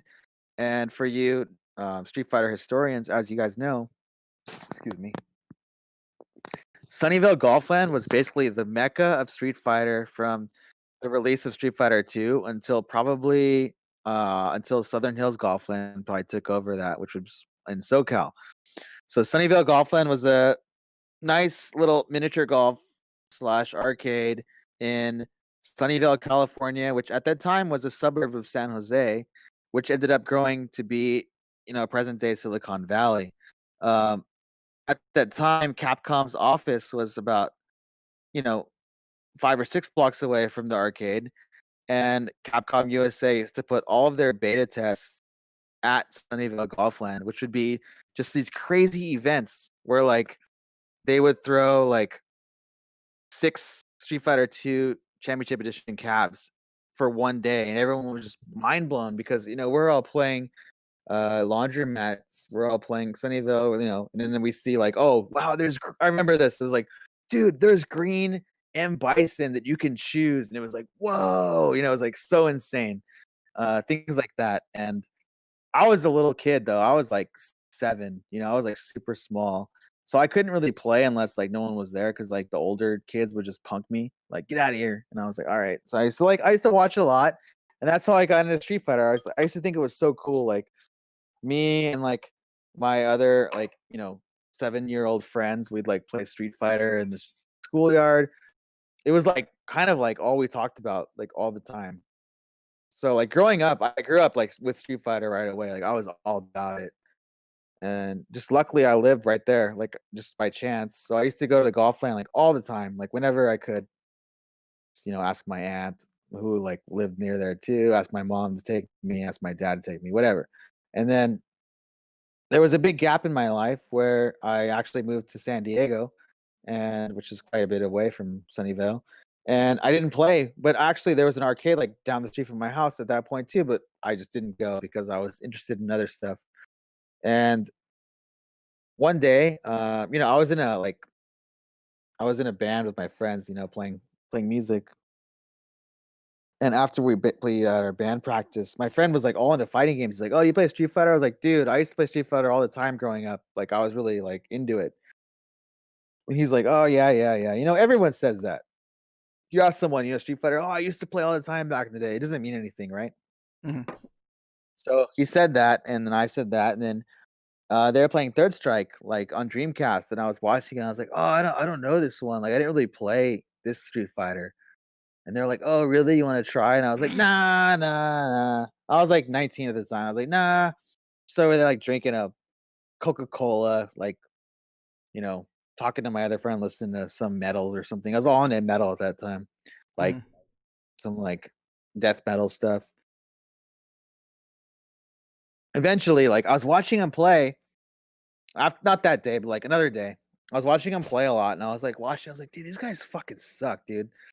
And I was like, dude, these guys are trash. But I didn't want to say anything because I didn't play this game. So I knew like if I say something and then I lose, I'm gonna get fucking clowned on. So I was like, like, oh, I'm not gonna say anything. But I'm watching, I'm like, dude, these guys fucking garbage. Like I knew about like cross ups, I knew about like low forward Hadoken, I Mm-hmm. knew about like, kind of like not really footsies, but I knew that I knew the very vague concept of ground game. Like you have to kind of be in the zone and you kind of walk and back up and walk and then you kind of whiff punish. I knew about these kind of things like very, very primitively. I'm not saying I was sick at all because I was totally a scrub, but I knew about the concept of it because I would watch these guys at Sunnyvale, you know, 10 years prior to that. Mm-hmm. One day, I was watching friends play and I just had enough. I think I actually like my friend had a couple of beers and I was like 19, 18 at the time. So like one beer just fucked me up. So I drank like one little baby beer and I was like, oh, let me play. And like, oh, you can play. Oh, Ryan. They were like, oh, Ryan's playing, stupid kid Mm-hmm. shit. They thought I was gonna get wrecked, Mm-hmm. And I went up and I just busted their asses, everybody. And they're like, how do you know how to play? And I was like, dude, you don't even know, bro. Like I was playing Street Fighter like 6, 7 years ago, like every day. I know how to play. I just took a little break from it. Mm-hmm. And ended up to be like a month and a half later, my friends didn't want to play me anymore. Like they just stopped playing the game. They didn't want to play Street Fighter anymore. I made them all quit. And it kind of sucked for me because I was like, dude, I'm like into it now. Like I was like studying on the internet, like game facts, like how to car throw. I was like, oh, it's sick. And I'd go and like car throw with Chun Li, and they'd be like, whoa, what the hell is this? Like this isn't even fun anymore. And eventually, like, yeah, a month and a half, not even long, month and a half, 2 months later, they all stopped playing me. And I was like, dude, you guys don't want to play? And they're like, no, you're fucking too good. And it's whack. You do these urine unblockables, like unblockables as in like throw, headbutt, like nothing sick, but just like Yeah. I knew how to do it. And they were just like all quit. Like I'm talking like 4 guys straight up quit. And they would Mm-hmm. rather play. They would play Third Strike, and then I'd walk into the room, and they would be like, "Oh, turn the game off." It was really kind of like looking back. It's like dude, that's kind of fucked up. Like they should have tried to learn, but they didn't know. So Mm-hmm. um, at that point, I was like, "Oh man, I gotta like I want to find I want to play someone better than me. I want to get my ass beat."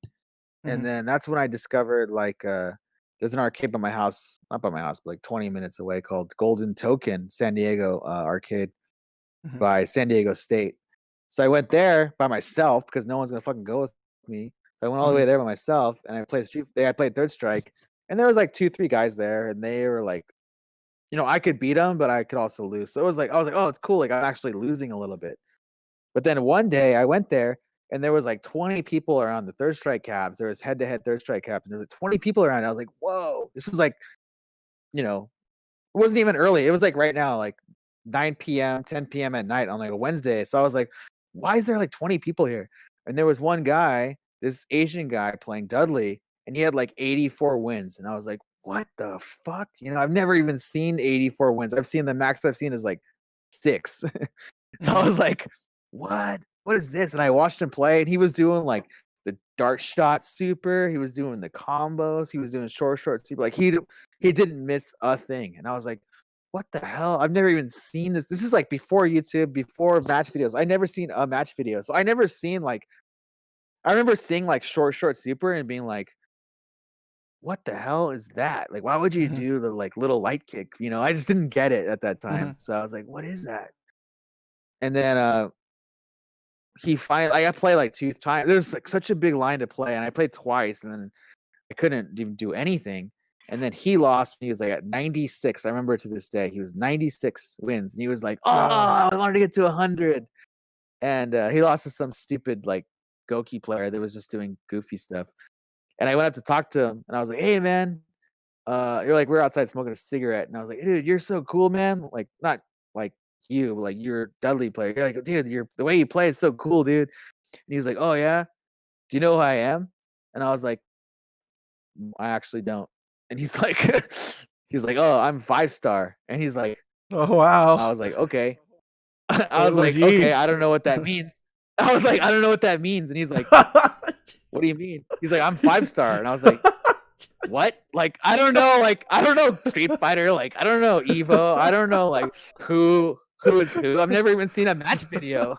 It didn't register to me at all. I was like, 5-star? What kind of name is that? What your mom did not like you or what? I just like how he just expected you to know, like, I'm 5-star, like I'm Batman. You know, Well, like, no. Look, yeah. Like, so later on, like years and years after, I asked him about that, and that was kind of like an inside joke at uh, Family Fun, supposedly, uh, where I think Victorly started it. Where uh, someone was like, "Hey man, what's your name?" And he's like, or like, "Who are you, dude?" Like, is Victorly like beat him like 20 times in a row, and he's like, uh. "I'm Victorly," and the guy was like, "What?" And it was just like there was like the new joke to like when someone asked you who you were, you said your gamer name. Like Yeah. I'm giving him the benefit of the doubt because of how goofy it sounds, but I swear this is what happened. He's like, "I'm 5-star," and I was like, 5-star? Like, what kind of name is that? Like, I didn't even know what a gamer name was. Like I the was like, folders, dude. like the stationery, Yeah, like the like the like the I don't know. trapper I just didn't keepers. make sense to me. Yeah, the 5-star folder. Like I had one like 2 years ago when I was in high school. You know, like I was just at it like 2 years out of high school. I was like, I didn't get it. And You he was know, like, okay. it's pretty common. Like there's a car service that's like 5 blocks away from my house, and it's 5-star car service. It's Yeah, so you know it he's makes sense. everywhere. It Yeah, sounds like 5-star means good. I was like, oh, that's cool. yeah, But yeah. I was like, I in my mind, I was like, I have no idea what this guy's saying right now to me. Like, what? I think I even said, like, what do you mean? Like, I was like, Uh-huh. huh? You know, like, I wasn't high, I wasn't drunk. I was 100% sober, just like, Uh-huh. I don't get it. what are you trying to tell me? And then I got it. I was like, oh, this is like gamer name, and he's really good at this game. And I was like, Mm-hmm. damn. And then I like, went home and I like fucking on the internet, and I was like, "Oh yeah, dude, DenjinVideo.com. Oh, the boy can play. He's really good. Like he wins tournaments." I was like, Mm-hmm. "Sick, dude." So like, I would go to the arcade like all the time. If not daily, I would go like every other day. Mm-hmm. And I didn't see him for a couple of weeks, and then I saw him again, and I was like, "Dude, like, um." And I was that whole time I was studying hard, like combos, like Mm-hmm. how to get my character good. I was like, dude, he's got these combos. I finally understand that low kick was for confirming. I didn't even know what a confirm was at that point because I played Mm-hmm. Street Fighter 2 and it was like CE, turbo. I didn't know confirms, Mm-hmm. So um I was like trying to get into it. He's like, you know what, dude? He's like, go to go to Family Fun. You know Family Fun? I was like, no. He's like, go to Family Fun. Look it up. It's arcade in I LA. love these questions that he asks you. Like, do you know No, about because Family Fun? he probably just assumed that I knew, but I had knew nothing. So I was like, nothing made sense to me. I was like, no, I don't. But I mean, like any other like I think I made an SRK account like Uh-huh. that day or the day before. But like anyone that played an SRK or went on SRK probably knew Mm-hmm. that Family Fun. They knew Pyro, they knew 5-star. So like they kind of knew, but I was just like so noob that I didn't know anything. Yeah. But I still knew Street Fighter, but I didn't know like the community. And he was like, Family Fun, check it out. So I went online. Like I went home, slept, and the next day I went online. I remember this day distinctly. It was the next day, and it was Mm-hmm. like pouring rain that day. And I was at my friend's house, and I was like telling him about Family Fun. The same guy that I made quit, and like he would play me like 3 or 4 games, but he still wouldn't play me like a lot. And I was like, "Yeah, dude, I met this guy named 5-star." He was like, "Whoa, that's a weird name." And I was like, "Yeah, no, it's this gamer name." And he's like, That's "Oh, okay." that's and then he was like, "I was like, yeah, dude, like there's this really crazy arcade told me about in LA called Family Fun." And he was like, "Well, really? Like, we like looked on it like Yahoo, because there was no Google back then. Like Yahoo Mm-hmm. search like family fun. It was like, whoa, it looks crazy. Like there's like 20 calves. Let's go. Like let's Mm-hmm. go right now. It was like Wednesday at like 7 p.m. Like let's go right now. So we just went like without thinking. Mm-hmm. We got there like at 9:30, which is like 2.5 hour drive from San Diego. And it was so crazy how many good people there were on a Wednesday at 9 o'clock at night. Just like not even famous. I mean, they weren't like Yee's level was like way better, but these guys were still good. Like you probably know, like the scrubs at Family Fun were good. They will get you. Mm-hmm. Mm-hmm. Yeah, there's so many. I think that's one of the things that I miss the most about old arcade culture. There's always those quote unquote randoms, right? Like the players that don't talk. They don't try to like ingratiate themselves or interact with the sort of the core FGC players, right? Which there's nothing wrong, right? I'm not criticizing, but they just Yeah, kind of just like they some just dude. yeah, Just right. some Like dude. just some dude. Like, well, I mean, I want to ask this, when we talk about your time in Japan, but like really the equivalent of like the Japanese businessman, right? The dude that just comes Yeah. after work and just randomly has a really sick Ibuki or something. You know what I mean? Like, Yeah. or like a really sick, Dudley or Goki. And Yeah, then he so I went to leaves. Family Fun. Yeah, I went to Family Fun. There's like all of a sudden, like I'm playing against some like Ken player. There are so many Ken players in Family Fun. Some Ken Yeah, players, it's like doing yeah. all the combos, It's and I go look America. over. It's like it's some homeboy, like super homeboy guy, like all fucking gangster. Ese Vato Loco. I'm like, whoa, this guy plays Third Strike. He's busting my ass. Then I like lose to some Hugo. I go over, it's some like Chinese guy. I'm like, who the fuck are these guys? Like, why are they all good? Like, where are these guys learning this game? So it was like blew my mind. I was like, at that point, I was like, I'm in. I'm fully in. Like, I'm all in on this game. I gotta learn it. So On I a went related back note, home. yeah, Yeah. on a related note, right? I just wanted to ask a quick question. Were there players like the one thing that, and it's kind of weird because if they did, then they would cease to be, these randoms, right? But like the reason why we called them randoms back in the day is because, I mean, they would play casuals all night, but they would never enter the tournaments, you know? They And wouldn't tournaments. so, They wouldn't talk to anybody either. Like they wouldn't yeah, like try to be friends with the people. yeah. And so They might it's, say what's it, up, but that's it. yeah. Like it's so like when I think about obviously my time at family, and then when I moved to New York, my time in CF. When I think about all those random players that, like, again, like they don't, they just showed up, they played, they were godlike, and then they left. They never entered tournaments. Like, like a few years ago, I was thinking about an idea, like how godlike would it be to organize like a street ball like Third Strike tournament, right? Just try to find all the randoms from Oh Chinatown god. Fair and just put them in one tournament together. How godlike would that tournament be, right? That would just be like, it Dude, would be like the I know and like one three or four mixtape. guys. I know 3 or 4 guys that will like, dude, they'll bust people's asses. Like if Yeah, I could get a right. hold of these guys, oh man, I would love that's like if I died and went to heaven, like the whole like Right. that's my heaven right there. That's Is my heaven heaven right there. just filled with arcade randoms that were godlike at Third Strike, and you just play them And all? watching them play and drinking beers, like, dude, these guys are Yeah, so sick.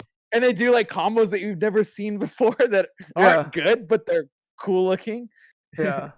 But the other thing about these randoms, right? Like, yeah, maybe they wouldn't do the most optimal things, but they were so competitive, which boggled my mind because they never entered the tournaments, but they were so competitive because like that was never a paradigm for them, right? Like when they showed up, that was their tournament, right? Like those casuals, like to view them as casuals is kind of viewing them from a certain lens, but from the perspective of those guys, like I don't know if you remember this, but in SoCal, I remember like the KOF players, right?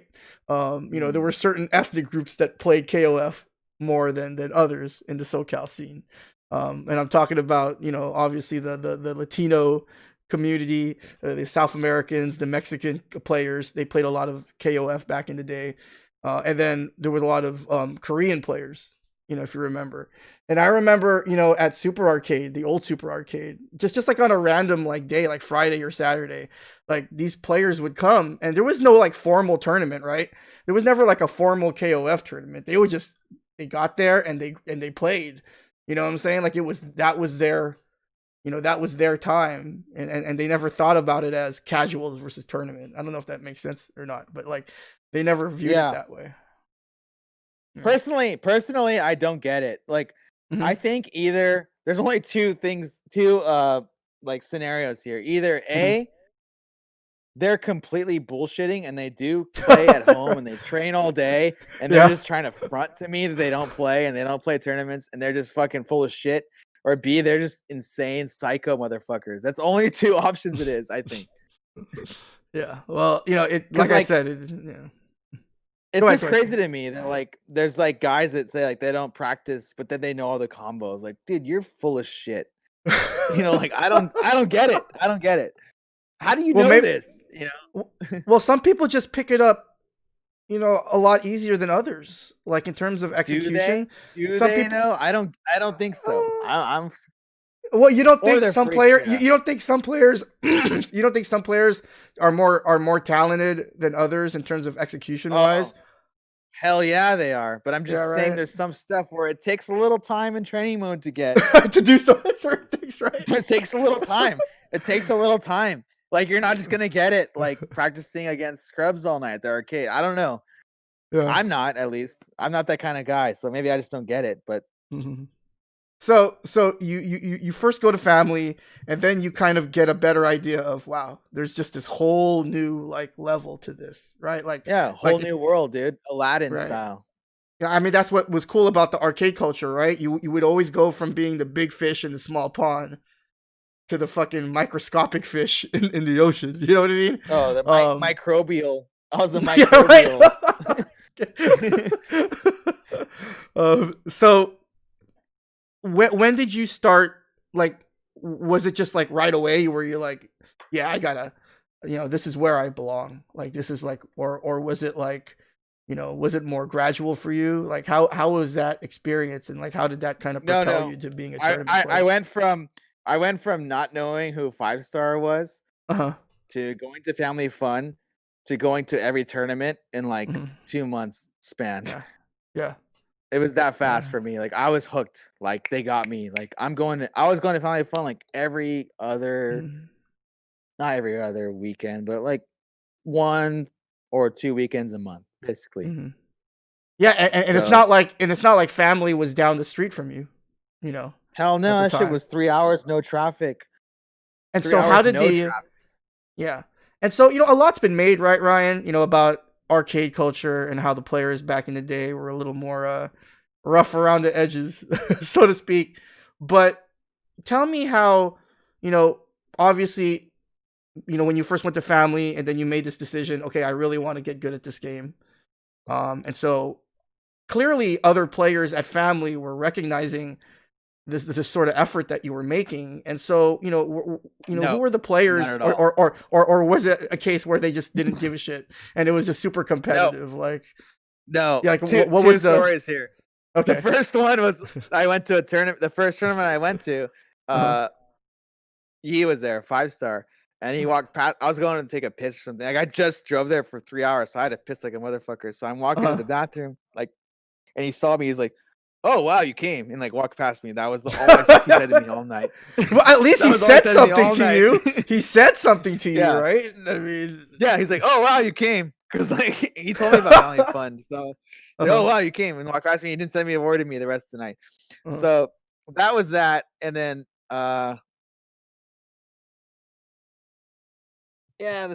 let's see. I was gonna make a joke, but I was gonna say the second story was just, yeah, dude. Oh yeah, second story. I remember now. So, I played against. Do you remember? I remember this is the first time I ever saw you. Actually, this is an interesting story. So this tournament was right when the ranking battles were getting popular. Remember when that first started like popping off? Yeah. There was one day where you played against Hood Ken, and you like super came back hard, and you beat his ass so bad. Do you remember that? I remember. I remember the video. It wasn't. It wasn't like bad. Well, no. And So he I tried do to chip remember I you. made yeah, I do remember making a comeback at the beginning of He tried to the chip you, round. and he made a comeback. And do you know what happened after he lost?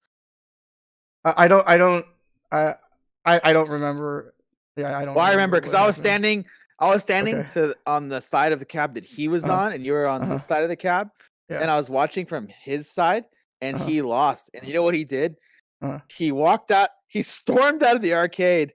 His Uh-huh. car was parked right in the front. He opened his car door, opened the door, slammed it, backed up, and peeled out of the arcade, peeled out of the parking lot. Wow, he just Mind, bounced. mind you, mind you, this is double elimination tournament, so Yeah, he yeah, wasn't even right. out of it yet. But he was Wow. like so upset that he was just gave up, and I was like, wow, that's crazy. Who does that?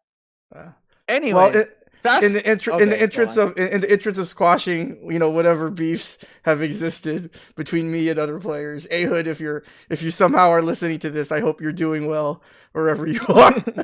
And I'm sorry for making you so angry at that ranking battle. I had no idea. Maybe someone told me the story, but I didn't have any idea that he was so upset that I he just left the I tournament. was so confused. I was like, why did he leave? He has one more game. Uh-huh. He lost barely. Like, what's going on? I was like, so I was such a noob. I was like, that doesn't make sense to me. Like, why would he leave? He has one more game. He's in losers. What? Oh, he's mad? He does that all the time?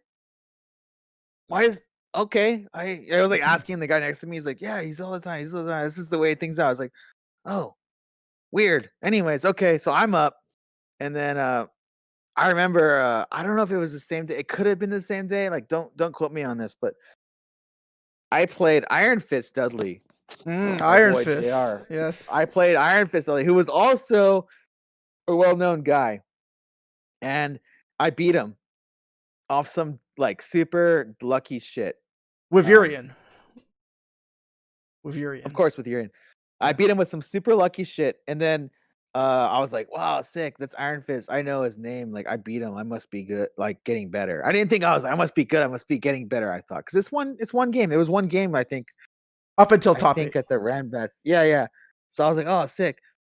About a little like after like 5 years later, I ended up becoming like really good friends with Iron Fist. Like he lives kind of near me in San Diego now. Like Mm-hmm. coincidentally, he moved to San Diego, and like we were always friends. 5 years later, he went to Japan to visit me, and like we've chilled like really hard a lot. Mm-hmm. And he told me he was like, "Dude, that one day you beat me at Family Fun, I fucking stormed out of the arcade too, and I peeled out of the parking lot."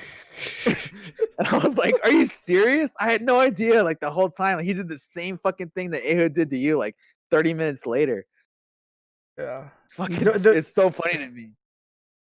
but that was what made that era so special, right? Just how competitive everyone was.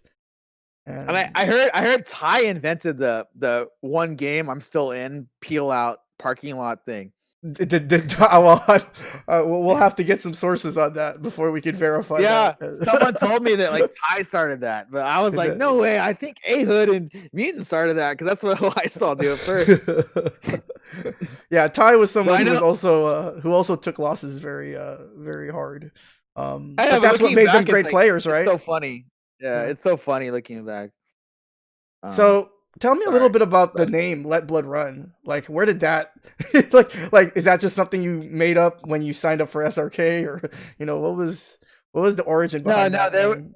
it was so it's not really so interesting, but there's like Hmm. at that time I was like really into like metal and punk Hmm. and like crust punk, like this crazy like fucking wacky bands, and there was a lot of bands with like a three name like kind of evil sounding words. Like for example, like there was one of my favorite bands at the time was called From Ashes Rise. It's like a hardcore punk band, Hmm. and there's a lot of bands copied their band name like From Ashes Rise, blah blah blah blah blah blah, like these kind of like 3 word band names. Hmm. And I was joking with my friend one night like about like these kind of names. Like we're all like drunk, like I was like thinking about like like like like you know shitting your pants. Like really like toilet humor kind of things. Like Yeah. not even funny, but at the time Yeah. when you're like drunk and high, it's like super funny, right? Yeah. And I was like, oh, it'd be sick, like talking about like girls' periods. Like this is so crude. I'm so sorry, for like nowadays, because I was a little kid. I was like 18, 19, and I was like, oh, dude, just let the blood run, let blood run. And I was like, Okay. oh yeah, it's so funny, and it's like it's so stupid and embarrassing, but this is the true story. So I was like, oh, like let me make my AIM screen name as this, and it was just like funny, but it's obviously stupid, and I totally like don't agree with like making fun of that kind of thing now. But I was like fucking 18 years old, so I ended up going to Family Fun, the first tournament I Uh-huh. went to, and I just signed up as like Ryan. I think I signed up as Ryan, but Uh-huh. whoever did the tournament like video put my AIM screen name somehow, which I still don't know how they knew my AIM screen name. So that was like how it started. I never did that. I never in my life have signed up for a tournament as Let Blood Run. That's interesting. That's interesting. It Yeah. might have been How Shogo did or they know? someone, because the assumption was, let's not use people's real names, because there was Mm. still sort of that, at least back in the day, right? There was still that sort of, at least for me, I always wanted to kind of keep the third strike separate from, the normal life. So maybe that was the impulse to kind of put your screen name. Or maybe they thought it was cool, because personally, I always thought the Let Blood Run name just came from Urian. You know how, like, when he would lose a judgment, the blood would come out of his arms? Yeah, And yeah, that's so, really sick. I had no intention of that. That was just me being a okay. stupid, childish idiot. Yeah. I just assumed it was a Urian reference, and I thought it sounded cool. And so you start going to family. Now let's talk a little bit about the switch to Chun, because I know that's not really something that we talked about a whole lot. When we initially tried to do the podcast. So tell me a little bit about that shift that you made, and what sort of led up to that shift to go switch to Chun, and drop Urian. Yeah, interesting question. Very interesting. So the first time I went to Japan was Mm-hmm. 2008. It was an awesome year because I had no intention to go to Japan ever in my life. I was like one of those guys like I'm from here, I'm going to live here, I'm never going to go anywhere. I had like no plan to travel.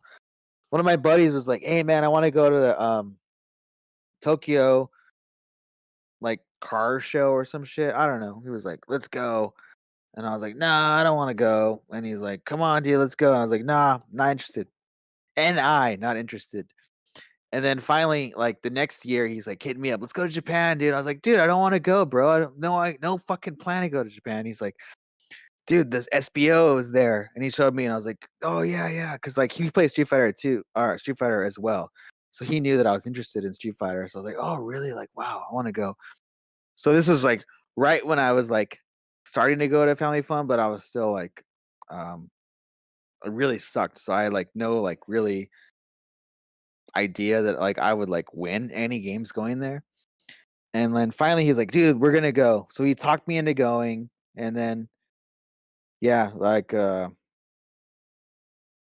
we got to Japan, and like sorry, remind me what we were talking about again. I'm getting a little drunk right now. It's all good, man. We were talking about we were talking about 3S After Dark. So we were talking about what led up to the switch to Chud. Oh right, okay, makes sense now. Sorry, I was like reminiscing, like trying to remember the story, like what's happening, and then I forgot the fucking The train of thought. reigning and Okay, defending Jazzy Circuit Champion, ladies and so gentlemen. we ended up going to Japan. This is like there's too many memories going on, dude. Like, It's all good, man. so we're going back to. I was a Urian player. I'm beating Iron Fist. I'm losing a fucking 5-star. I'm still stuck. And then my friend at the same time is like telling me like let's go to Japan, and I'm getting better at it. Better at third strike. We ended up going, and then I'm like playing Urian, and I fucking suck, and I fucking lose to everyone. I'm in Japan, just spending 50 cents every fucking game, losing like in 30 seconds. Like, it sucks. And I was like, I knew though, because I was like, I would lose. as a Urian player, and then this other random fucking Urian guy, not even RX, not anyone you would know, just some fucking dude that plays fucking green Urian that no one knows, and he would come up and he would like win 6 games. And I'm like, okay, so obviously it's not the character. It's like I suck. Whatever. And then I went back to America and I played Urian. I grinded more, and I was like, like I would get so mad. Like you play Urian too, so you know what I'm talking about. It's when like you get like a really sick parry or like a sick whiff punish, you get him in the corner and you throw an Aegis on him and they guard your high low completely, and you're just like, well, that's it. I did everything I was supposed to do, and I'm still gonna lose. Like it's just that situation frustrated the hell out of me. And then I would watch like someone else, like Vic. I really admired Vic Tolee, who was like hit confirming. He was doing like a high low mid mix up, and when he got it, he would confirm. And Not I to was like, sound wow, like that's a so. not to sound like a Huh? shill, Ryan, but I mean, I feel like people don't remember just how good Vic was. Man, like he was. Oh, the guy was like, I was a robot like Oof. 12, 15 years ago. Wow. Like I remember, I don't want to interrupt your story, but I just feel like, Vic needs his flowers whenever he can get them. But like I remember there The was guy, a. Do you remember Interface? You remember Interface, right? Um. I never had went to interface, but I know uh, where it's at. Yeah. so one week or one Saturday, or it was a Saturday or Sunday. And again, just looking back on it, just thinking back on like, wow, like at the time it was like, oh, cool, I get to play some Third Strike and I get to watch some people play Third Strike. But like looking back on it, I just like I think about just how special this was. I remember that Vic, Pyro, it might have been Tom. It was either Tom or Kenai and Yi. They did like a 4v4, like they did a 4-player round robin. Mm. They all played a certain number of games. I think everyone played 10 games against each other or something like that. Ridiculously long kind of set or session. And I was there when they did it. And that was one of the first experiences that I remember where it was like, wow, this game is amazing. Like just seeing them play for like 3+ hours, just the 4 of them, right? They would all just be playing, in this Oh, round you were just robin. like mind blown, right? Yeah, and I'm pretty sure it's on the Shen because the Shen has everything. Shout outs to the Shen. But I'm pretty sure. In fact, I'm pretty sure I was the one who videotaped it, or maybe not. It was probably Shogo who videotaped it. But it was No, wow, and Vic just was to see insane Vic play. because Oh. the first time I watched Vic play, I thought he Mhm, was just doing like towards medium punch and guessing if it would hit. Like it wasn't a hit mhm, confirm, it was a guess confirm. mhm, It took me like, a couple hours to realize, oh, this motherfucker is actually confirming it. Wow, I've never seen that before. Interesting. mhm. I Yeah, thought it was like, definitely. dude, this guy's a freak. So going back to your And story. then Sorry, I didn't want to interrupt, but yeah. yeah, no, just the story was, please remind me. Oh yeah, yeah. You were talking about how you switch, why you switched to Chud. I'm sorry. I knew I should Oh have done yeah, that, sorry. but Yeah, okay. Sorry, dude. Got a couple beers in me. I woke up at 6 a.m. this morning. I'm a little like getting a little like low on batteries. yeah, So, it's the holidays. You should let loose. oh yeah, I got no work tomorrow, so I'm gonna party tonight. But I'm just getting a little bit. Batteries are a little low, so that's my excuse. So yeah. Anyways, I went to Japan. I lost with Urian. I realized though it's not the Urian that's losing. I just suck. So I go back to America and like I'm playing Urian and I'm winning a lot more because I'm like, oh, I see how the Japanese play. They play more of like a.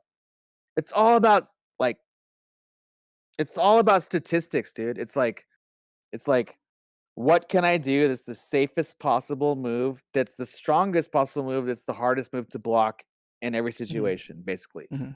No, it's Because you're gonna do efficiency. stuff, It's efficient. yeah, but you're gonna do stuff that's unsafe sometimes, but you do it because statistically it's a smart choice. You know what I mean? Yeah, Which like is that's why I something. love, Mhm. Go ahead. yeah, Sorry. like I love. Sometimes you got to do meaty down fierce with Urian because it's just statistically, it's good.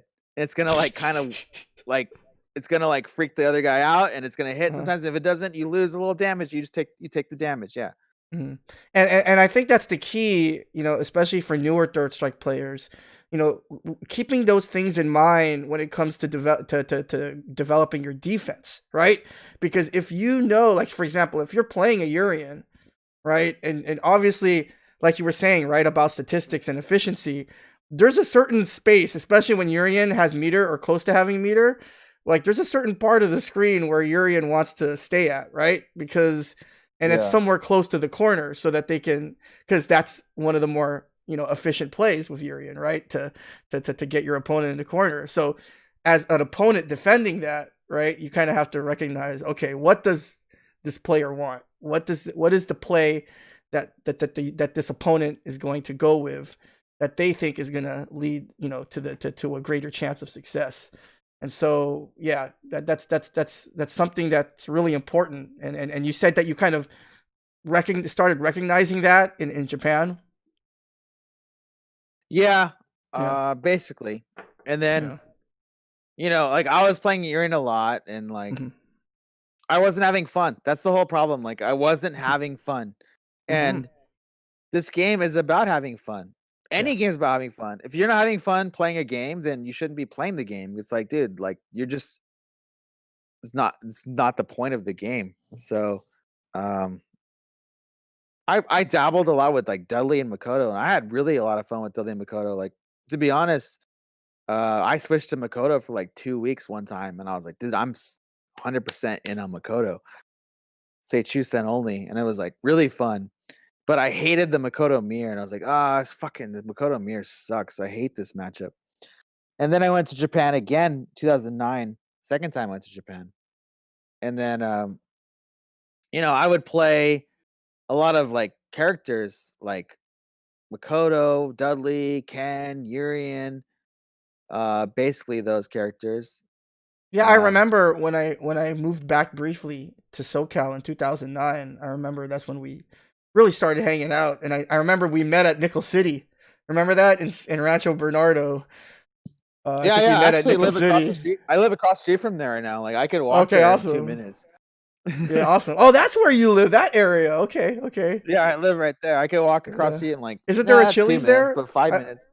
I know there's an In No, and it's Out there. gone. Oh, it's Gone. gone Out now. In and out's there, Wow. but TGI Fridays Wow. was there. That's gone. That was my Wow. go-to bar actually. I used to go to Yeah, TGI Fridays like man. time.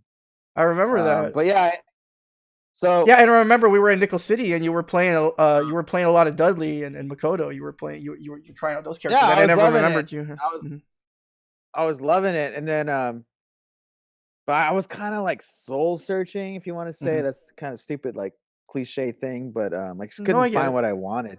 Mhm. And then I went to Japan in 2009, and like I was playing against a lot of Chun Li's, Mhm. and I had played against Chun Li. Like I had played against Amir, I had played against Shadini was really good back in the day at Family Fun too. Mhm.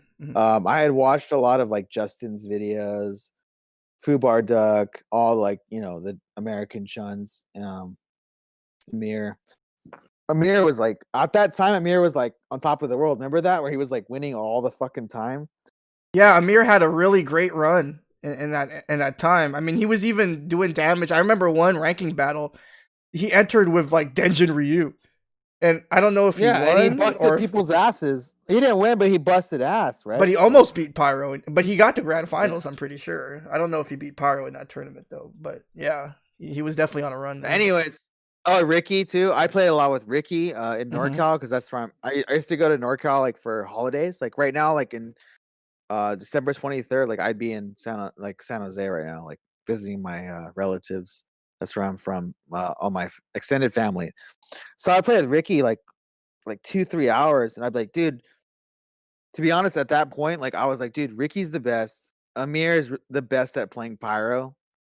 For some reason, like Ricky would just like beat me. Like he was so at that time, like Ricky was so good at like tearing me up, like tearing my defense up. Like I just felt like I was hopeless. Whereas like Amir was just like when I played Amir, I was like, oh, Chun's really good. When I played Ricky, I was like, wow, Ricky's really good. Like it just felt different. And then I was like, why do I feel like this? Why do I feel like Ricky is good at Chun? and Amir is just good at like like I didn't understand why I felt different when I lost to both of them. And then I went to Japan and I would play MOV and I'd be like, wow, MOV is more like he knows what I'm gonna do and he makes the character feel better than mine. Okay, so let me back that up. So like Ricky and MOV felt a little more similar than Amir. Like Amir felt like he could read my mind, whereas Ricky and MOV felt like their character was beating me. Do you know what I mean? Uh, Sorry, it's kind of confusing, but it's like I felt different when I lost to Ricky and MOV than I did to Amir. Not to say that Amir is any worse, because I think Amir is like really fucking good, but I didn't feel the same way as when I lost to Ricky or MOV or Nuki. Those kind of like they kind of had that like Japanese. Ricky has that Japanese Chun style where it's like the character is such a bully, whereas Amir was beating me because he's Amir.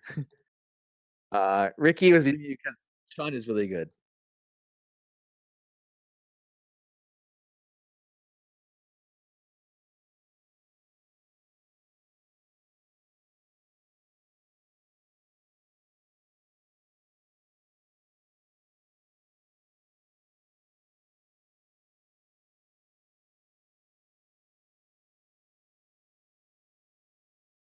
Uh, Sorry guys, I was muted there for a second, but just to kind of go back to what you were saying, Ryan. To me, when I just reflect back on my own personal growth as a Third Strike player, namely as a Necro player, um, I started to think about, okay, you know, how can I increase my reliance on the character, right?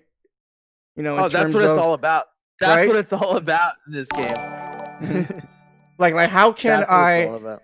yeah, how can I develop a style where I can rely heavily on the character itself and not so much on myself, like as terms of reads. Like I totally get what you're saying with the Amir Ricky comparison, or even the Amir MOV comparison. Like Amir was, sort of making these really hard reads. He was outsmarting you. He was beating you. He was made for some reason. He had that ability through his movement for you, for him to make you press certain things and then to punish and stuff like that. Like that was a different style. But for MOV and Ricky, it was like, wow, like there's just things about Chun that certain characters have a problem with, and Yeah, or and like I don't know yeah, how to deal with. I don't know how to. It yeah, wasn't like the characters, but like I don't know how to deal with this. I don't know how to hmm deal with this. What they're doing to me. hmm And then so I played Ricky a lot, and then I hmm would went to Japan and I played MOV. And to be honest, in my opinion, Ricky Maru was the guy that really showed me that like this character is so good. hmm Not in the unbeatable way, because everybody loses. Everyone can beat Shun. That's the fucking good part about this game. It's not like hmm the character is unbeatable. It's just if you play it's just Chun at hard. this at her full potential, Yeah.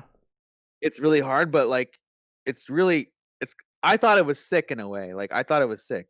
hmm Um, and when I went there and I played Ricky Maro specifically, I'm gonna say right now, Ricky Maro specifically, not hmm MOV. Ricky Maro, hands down, showed me that that character is like fucking insane how good she is. And I hmm remember thinking like, wow, like this is like 1/20th of what Ricky's doing. And Ricky's hmm busting my fucking ass. If I can do what Ricky Mara does, at least half of what Ricky Mara is doing, like I'll own everybody. And hmm not only will I own everybody, but I will make it so guys like Yi or Victor Lee or Pyro can beat Ricky and beat other Chun hmm Li's, because like no one was pushing Pyro and Yi and Victor Lee. No one was pushing them to learn the Chun matchup better, because Amir wasn't beating them with Chun. Okay, like I love Amir. Don't get me wrong. I would tell Amir right now, like, dude, like you're awesome. You're a better raw player than me, in my opinion. But like as far as like the game goes, like those guys are just masters of the game. You're fucking really like I would tell Amir, like you're really good at Street Fighter, but like those guys know the matchups. Like if you learn those matchups, you'd be unstoppable. That's what I would tell Amir. Like so, I felt like, dude, I gotta bring back. to America how to play Chun-Li, not hard read, not I know what you're gonna do, but like the super fucking cheap, efficient optimization, as Yuki says right here. You know what I mean? Like that's what I wanted to do. And that's why I switched because I didn't feel like America had it.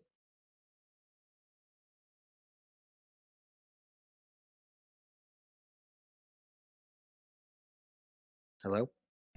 Yeah. Oh no, no, I'm just setting some stuff up here, but Oh. just listening to what you were saying about Chun, something that I've been saying a lot recently, really for the past couple years or so is, and I don't know if you agree with me or not, Ryan, but I feel like America needs more Chuns. Like I feel like Chun, because of how, because of kind of the negative feedback that Chun has gotten, with regards to tournament standings and so forth and so on. Um, I feel like Chun gets a bad rap. People don't want to play her because they don't want to. Players maybe are afraid that they're going to that they're going to get flack. That they're going to people think that that the matches the wins aren't going to be earned and stuff like that. But I feel like there should be more Chuns. I don't know. What do you think, Ryan? I feel like more Actually, American first strike players should. I like playing against Chun. I wish there were Oh, more I love Chuns. it. And I feel like a lot of people that come I mean, I might get flack for this. I might get some Mm-hmm. like negative fucking feedback for this, but I feel like if you think your Chun is good, you should play me. I'll play you 10 Mm-hmm. characters right now. If you can beat even 7 of my 10 characters with your Chun, Mm-hmm. like I'd be impressed because I don't think you can. Because like that Mm-hmm. matchup is really specialized, and I know that matchup Mm-hmm. pretty fucking well. I will not lose to fucking Joe Blow Chun right now with a lot of characters. Uh-huh.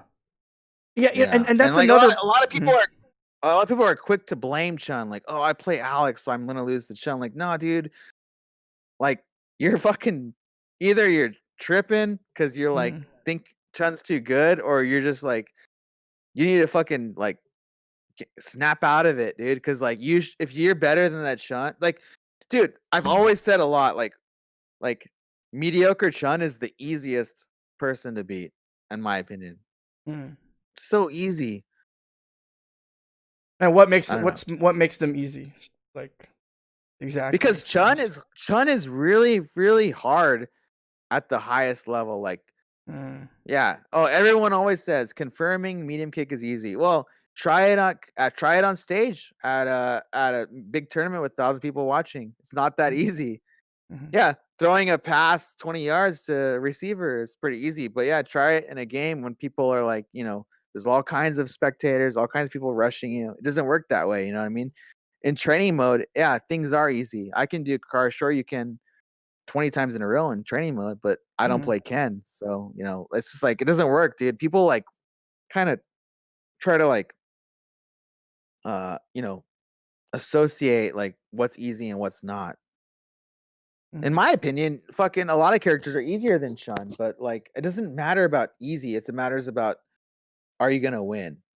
Mhm. And if you think Chun is easy, then why aren't you winning tournaments with Chun? Why aren't you winning Jazzy with Chun? Why am I the only one winning Jazzy with Chun? Mhm. I don't know. I just like I think there's a lot of like kind of like saltiness and kind of people get upset like, dude, Chun's whack. She's so easy. I could do that with Chun. Well, I don't see anyone else fucking beating me or Yi or fucking Yuki with Chun. You know what I mean? Even you, Mutant, you don't lose to like fucking bullshit Chun. Well, the thing about Chun for me is, and I've said this before in other podcasts, another thing that I noticed when I went to Co-op Cup is that, like, and again, this might sound blasphemous to a lot of more casual Third Strike, followers, but like Ryan, I mean, you're on here, so I'm just gonna ask you point blank. I mean, it must be really hard to be a Chun player at co-op, right? Like, because everyone is gunning for you. Everyone has all their like everyone has their plan. Everyone has their what their setups and what they're gonna try on Chun, because Chun's the character to beat. And so like I can only imagine the pressure that a Chun player feels, right? Because everyone's bringing their best against you. You know what I'm saying? Interestingly enough, I've never felt that. Mm, All I feel when I play is like I gotta beat this guy, and mm, he's playing Yang, and I'm playing Chun, and I'm gonna beat him. I don't even think mm, about. I don't even think about that. mm, But you know what? I used to think about that. It took about mm, 4 years until I stopped thinking about that. So mhm. I think that's Yeah. kind of a distraction. I don't think about Mhm. the character's strength or who's gunning for me, or I don't even like when I play. I don't hear the crowd. I don't hear the cheering. Like I'm just like focused. Like I'm Chun. He's Yang. Yeah. I win 6-4, and I'm gonna win this matchup. And I play and I fucking focus in like a robot. Mhm. Yeah, That's all I do. maximizing, yeah, optimization, like Yuki said in the chat, sort of maximizing your immersion in the game. Yeah, And I think I that's I that's never I definitely never key. think about like the like if some people are gunning for me. Like Mhm. now I don't. I maybe I did at one point, but anymore no, Mhm.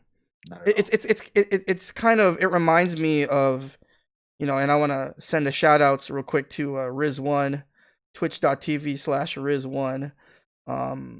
He started a podcast, a Super Turbo podcast. And I know I've said this in previous podcasts, but I feel like more, especially OG players should, do FGC podcasts, because I think, it's about that time where I think people would love to hear stories. Thank you, Katie Alpha, for putting that in the chat. But I remember he had a podcast with Damdai, which, many circles believe is the best, American ST player right now. I also, Frankie BFG and Holdat had Damdai in a podcast recently as well. And he was talking about a concept called flow, which is actually taken from Taoism. Well, one of the places it could be taken from is Taoism. This idea of the way, and this idea of developing this mindset where you're just kind of doing things, but you're not thinking about them, right? You're just doing things because of, the sheer number of repetition and just working on it over and over, where it just becomes second nature, it becomes instinctual. Do you feel like you have that with Chun at this point in your Third Strike career, where you feel like you have that flow where it's just like you don't even have to think? It's like, okay, if my opponent does this, I'm doing this, and it's not even like a thought process for you. No, I don't have that with Chun. I have that with whenever I play the game. Period. Okay. With any character. Yeah. Mm-hmm. That's how I play Street Fighter Third Strike. Like if I play, so a lot of people might not know this, but my favorite character to play is Q. Mm-hmm. I play Q a lot. Mm-hmm. Um, online. It's just really fun for me. I like his tools. I love doing the high jump cancel shit or Mm-hmm. trying it because I'm not good at it, but I'll get it sometimes. Um, yeah, I don't. I feel like that's just the way Mm-hmm. I don't know. No, I get you. I get you. Now, when you, as a Chun, right? Just kind of as your personal sort of, kind of opinion. Like, what are the matchups that you have the most, you know, and most fun playing? Right? Like, what are your favorite matchups?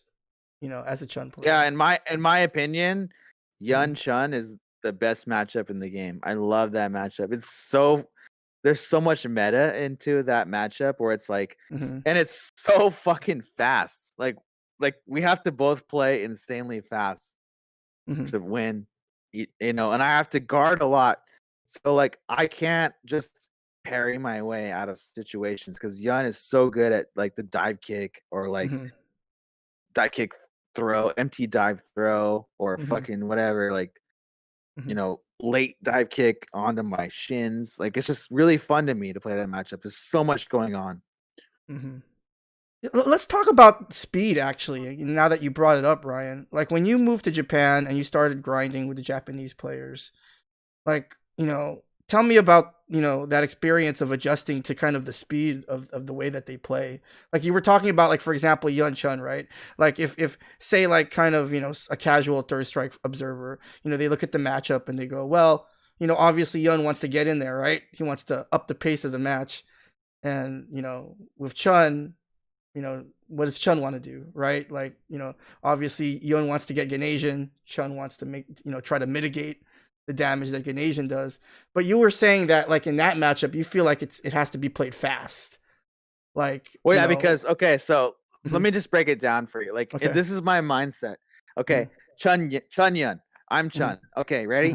Mhm. Round starts. Okay, within the first 10 seconds, not even seconds. Let's. I mean, I'm talking about like 10 real life seconds. So like Mhm. Capcom seconds is a lot faster, but Yeah. within that time, Yun's gonna get Canadian. Mhm. Garen fucking teed. Even if he never attacks me and just Mhm. whiffing moves and doing bullshit, he's gonna get it. Okay. Um, so I'm not gonna get my super before him. It's impossible. There's no way I'm gonna get a Hilkerson before him. Mhm. So I'm gonna try to make my meter as big as I can before he Mhm. gets his. Once he gets his, so meanwhile I have to guard everything. I have to not Mhm. get hit by ram shoulder or fucking dive kick bullshit. Mhm. Then once he gets his Ganasian, he's gonna come on and he's gonna fucking go crazy on me. So as you know, guarding Ganasian is very fucking hard. Mhm. And you're gonna like no matter what you do, you can even guess the throw at the right time. You're still gonna get Zempo tension. Doesn't matter. You're just gonna Mhm. eat it. So my whole point is to minimize my damage from his Yun Ganasian. At that point, I have maybe about at best case scenario 60-70% super. Now I have to try to turn my offense onto him to make him scared of me. Mhm. That's the whole point because I'm not scary until I get to that point. It's just like, dude, it's really this whole situation happens in 10-15 seconds in human Mhm. time. You know what I mean? Mhm. Mhm. Yeah. It's But insane. but It's really mhm. stressful. Mhm. But I loved how you broke that down, like your game plan, your approach, Ryan, because I feel like, one of the biggest issues that struggling newer players have is like you could tell when a new player, right? Like they just don't seem like they have a plan, right? Like they don't like they're not actually, have like they don't have an understanding of what to do. But the way that you broke that down, right? The Yun Chun matchup, I think was really, was really helpful, at least, for Yeah. me, because it really kind of That's not even the yeah. matchup. That's the first Yeah, 15 that's seconds like of the the first 15 matchup. seconds of the matchup, right? Because there's always those little pockets, right? Those little mini games I like to call, Yeah. during the actual round. And then once I get my meter, then Mm-hmm. I can kind of play offensive and I can be scared because until then I'm not scary. I'm a complete Mm-hmm. can I suck, you know? Mm-hmm. So it's very fun. And then on paper, Yun should win that matchup Yeah. uh on the Is first that is round. that And then is the is second that is that is that why you like the matchup? Because like you feel like it's a challenge, like it's like Yun should No, win, I but I just like it or because maybe it's so fast. I like it because okay. it's fast. Like I have to be Mm-hmm. on point the whole time. Like if I play like fucking Ryu, like it's really like kind of like I'm drinking meat, I'm making meter, I'm whiffing his fucking medium punch. Oh, you're gonna do a Tatsu. It's fucking I'm floating in the lazy river at that point.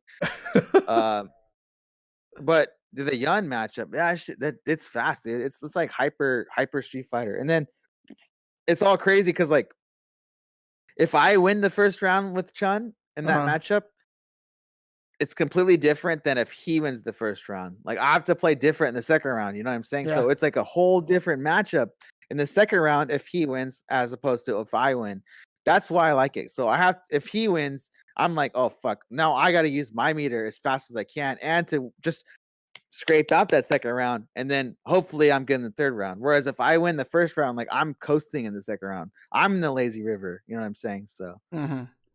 So what would you consider to be your most least fun matchup?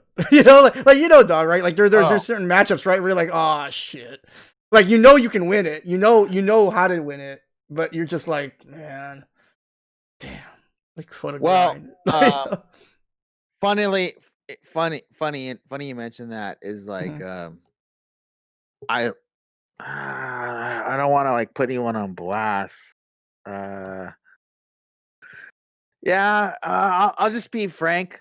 I'll be frank. Is like I really, really, really dislike like the like guessing style of Third Strike. Mhm. Like, let me put it this way: like, if you're like playing let me see like I'm trying. I don't want to put anyone on blast here, but it's just like, Just put okay. them on So blast. if you're playing It like doesn't. if you're playing Makoto SA2, right?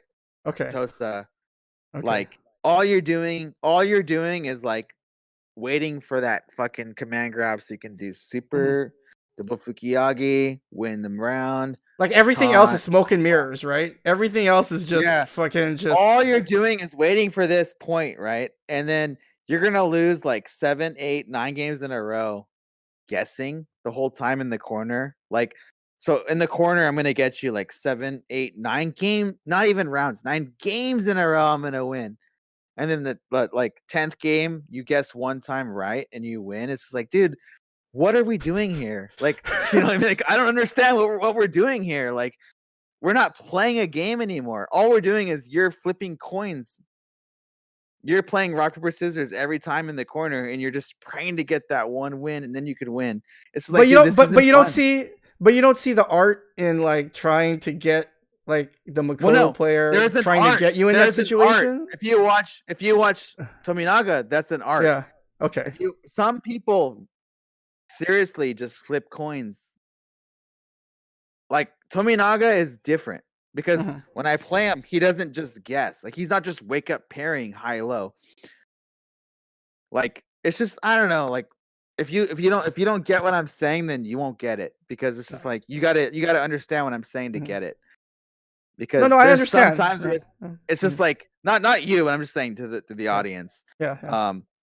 Like there's some times where like I'll do a parry and you're just like, why would you parry there? Like that's the dumbest parry ever. And yeah, you did win, but it's just like, dude, that was like statistically the really wrong answer there. And if you tell me like, well, in Coop that would have won, it's like, no, dude, no, because like I'm not, I'm not playing that way. I'm not playing the same way as I do in Coop, and it's just like I've already beat you 7, 8, 9 times that way, and then now you're gonna like beat me with that random parry. It's just like I don't know. It's just like I don't think that's cool. No, because at the end of the day, right? It's still relying on the opponent to do something.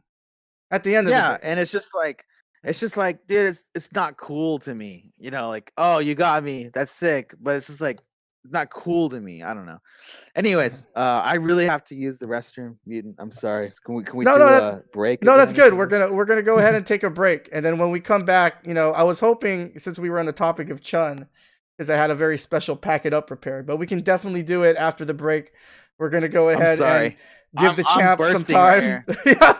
So I'm before we have an incident on Twitch, we're gonna go ahead and take our second and final break. But don't go anywhere, guys. Pretty sure that's not allowed on Twitch. So let me go.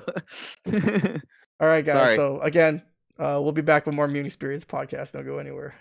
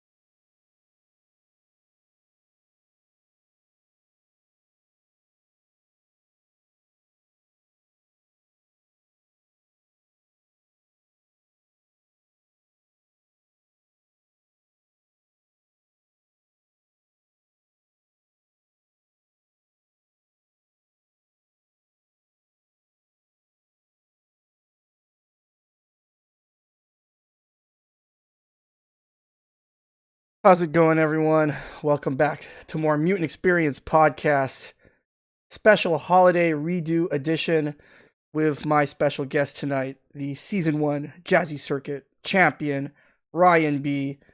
For those of you who are new to the Mutant Experience podcast, I started the podcast back in 2017, and my first guest was Ryan. Unfortunately, I did not save the podcast. And so here we are redoing the podcast, and I think it's been great so far. And thanks again for taking the time to sit down and talk with me, Ryan. Appreciate it. Yeah, thank you. I wanted to say one thing I saw in the chat. I missed my boy. I think it was Ricky. Yeah, Ricky from Boiler. He asked me if I was still in SoCal or Las Vegas. I'm still in SoCal.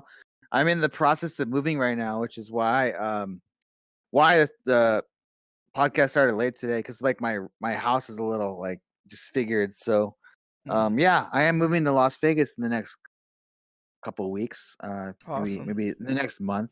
I'm looking forward to it because California is just too damn expensive for me, and I don't like spending all my money on rent. So let me get out of this state.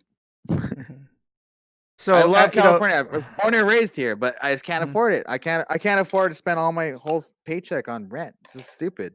Yeah, Cali's getting pretty expensive, I heard. And what did I do? I moved to the most expensive place to live in the country. Dude, I mean, I don't know. Like, I looked at some New York City apartments, and it's a lot cheaper than some San Diego. Like a studio in San Diego is, dude, you can't find anything for less than like 15, which is insane. Oh yeah. I think there are definitely parts of New York where it's a lot. I mean, really yeah, expensive. it'd be hood as fuck, but at least it's cheaper than 15. Yeah. So I wanted to switch gears a little bit, Ryan, and just talk a little bit about the season 2 Jazzy Circuit. About a week ago, we sent out an official press release, announcing that we were going to forego the remainder of season 2, which includes the last 2 Jazzy Auto qualifiers, which were supposed to take place at Final Round in March, and then at Akihabara Arcade in April. First of all, shout outs to Shin Blanca and Final Round. Obviously, the future of Final Round is uncertain, but Final Round has been one of those events that was really a pillar in the FGC. And I was really excited about Final Round, Ryan, and I was really trying to get you to go because Third Strike has been a little, aside from Lost Ark, and obviously, like in terms of the the Florida, Atlanta, that area, Third Strike has been relatively quiet compared to other scenes, and we were really hoping to get Third Strike to kind of rise up in the South more. And I was planning to go there, and help out with the event. And so shout outs to Shin Blanca. Hopefully, Final Round makes its return at some point in the future. And then obviously the last auto qualifier, we had referenced it. Ryan, you were going to go to Coin Op Cup at Akihabara Arcade. That was going to be your first time to go to Akihabara Arcade, right, Ryan? I think that was I've never been to Colorado. I've never been to Colorado, actually. So yeah, and I've heard so many good things about Akihabara Arcade. They've been, all our venues have been great, but Brandon and Stone Cold Ryan and everyone part of that Akihabara crew has really embraced Jazzy and have really, sort of bought in to the circuit and to the league. And so, again, best wishes to Akihabara Arcade as well. You should definitely check them out. They're one of the many small businesses that are struggling during COVID-19. So if you have the means, definitely consider supporting them. But anyway, going back to the finale, we had to. We decided it just doesn't seem feasible to resume the rest of the circuit or the season. So we're just gonna end it there and then skip ahead to the finale. So instead of having just 4 last chance qualifier spots, we have 6 last chance qualifier spots, and Free Play Arcade. It's going to be at Free Play Arcade, a venue that you're very familiar with, Ryan, a venue that you've been before. I love it. I love Yeah. it. I love it. And so, tentatively, because it is COVID-19 and it is a pandemic, tentatively we are aiming for June 11th through 13th next year. And hopefully we'll be able to make that date. If not, we'll definitely keep you posted. But what is set, Ryan, are the 10 finalists for the Jazzy season 2 Jazzy Circuit finale. And I just thought we would take this time to kind of run it down. Obviously, you by purview of earning enough points, you were the top 6 point getters in season 2, so you're going to be in the finale. Daisuke as well. First time Jazzy finalist Roski from Lost Ark Arcade is also a season 2 Jazzy finalist. We have Lance, who is also going to be his first time qualifying for the Jazzy finale. We have obviously the mainstays, Nika KO, Frankie, BFG, 5-star. We have a couple of other repeat Jazzy finalists. Dr. Steelhammer, he won the last Jazzy auto qualifier of the season back at Frosty Faustings. Big Nasty, who is also in through points, also a 2-time Jazzy finalist now. And then finally Yuki, who was also in the Jazzy season 2 Jazzy finale. And then of course 6 spots are up for grabs. I'm gonna put you on the spot, Ryan. Couple questions. Number 1, if you could fill out these slots, right? Like if you could choose any 6, and let's just go American players, okay? I mean, obviously Jazzy is an American thing, right? Obviously no disrespect to any of the other players or whatever. But people who like realistically could currently make it to the finale, who are in the country, right? If you could fill these 6 slots, who would the 6 players be in terms of joining you guys in the Jazzy finale? Yeah, putting you on the spot here, Ryan. Whoa. 6 players. Who would you? Let me look at the list of participants. Can I look at that? That would help me a lot. What do you mean list of participants? I mean, it's open to anyone, right? Any American third strike players. Who are playing. If I see people who are playing, I want to see the players because I'm like a little bit like, okay. I'll tell you right now, because anyone who's gonna qualify isn't just gonna show up. Like they've been playing all along, right? There's not gonna be like some. It does, again, it's your choice, Ryan. If you could appoint, any 6 players, who would it be? Who would join you in the 16-person Jazzy finale? Anybody? Okay. I'm gonna go with my first choice would be Big Game James, my buddy James. Okay. The boy can play. He can play. Let's put him up there. Let's put him up there. Okay, Big Game James. We'll write in the chat just to keep track. Okay. I think he's got it. If he wants to go, he can go. If the boy wants to play, he can play. He's got it. He's got the stuff, Let's go next. I'm gonna go with good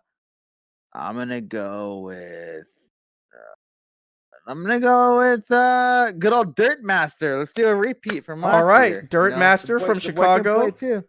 Okay, Dirt Master from Chicago. Shout out to the Chicago scene. If he wants it, he wants it. If he wants to play, he'll come, bust that Atlanta out. He'll fucking bust some ass.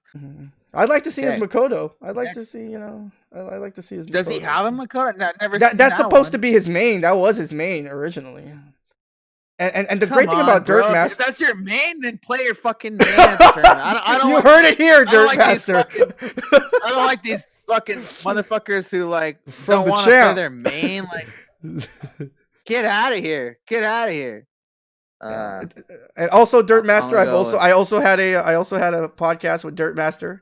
You can check it out, youtube.com/Mutant XPerience. Dirt Master's also spent a lot of time in Japan as well. So. All right, so Dirt Master. Yeah, Big Game James and Dirt Master. Okay, so 4 more players. Okay, I'm going to go with... We got to go with the big man, Luke. Okay, we got Luke. We got to go with the big man, Luke. The Luke, okay. Okay, Goki, I like it. Okay. Luke, the boy can play. Mm-hmm. Luke's main selling point for me is like he's got that win factor. Like he knows how to win. You know, some people know how to lose. That boy knows how to win. Mm-hmm. Let me say that. Against all odds, right? Like no matter what the, you know.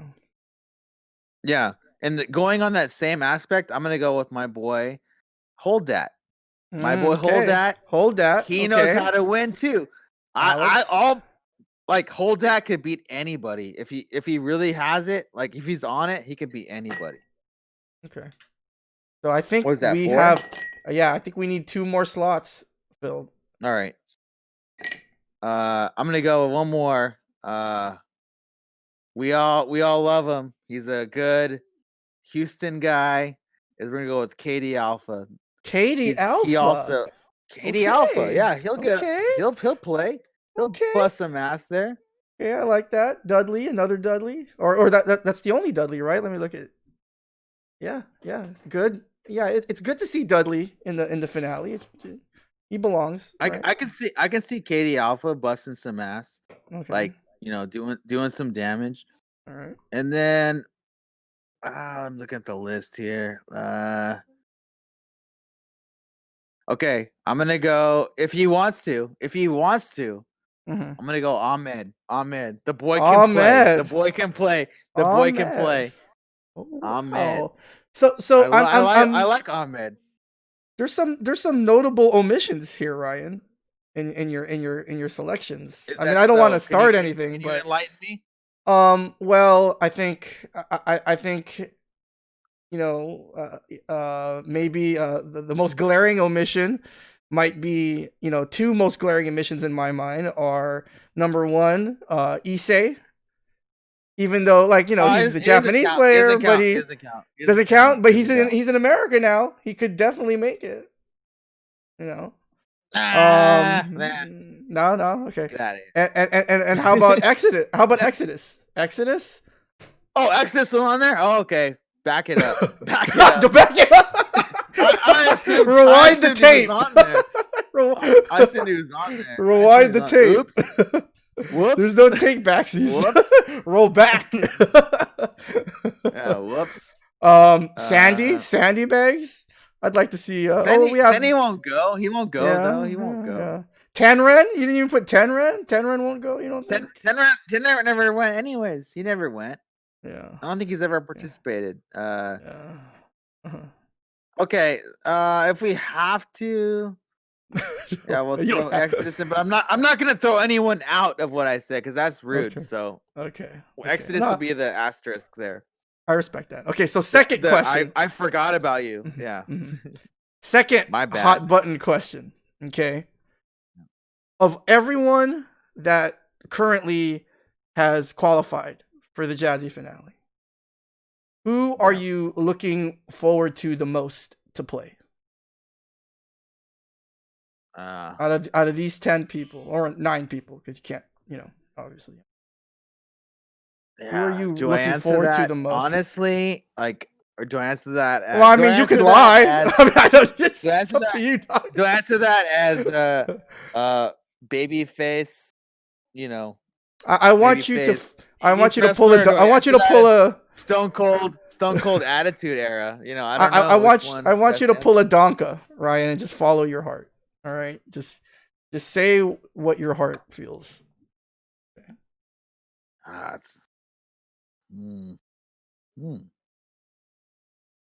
No, I'm gonna. This is a COVID year. I can't put anyone on blast like that. So I'm just gonna say I want to play everyone so I can beat them. Okay. Well, you know what? I respect that, Ryan. You are the world champ. You do represent the circuit, so I appreciate your.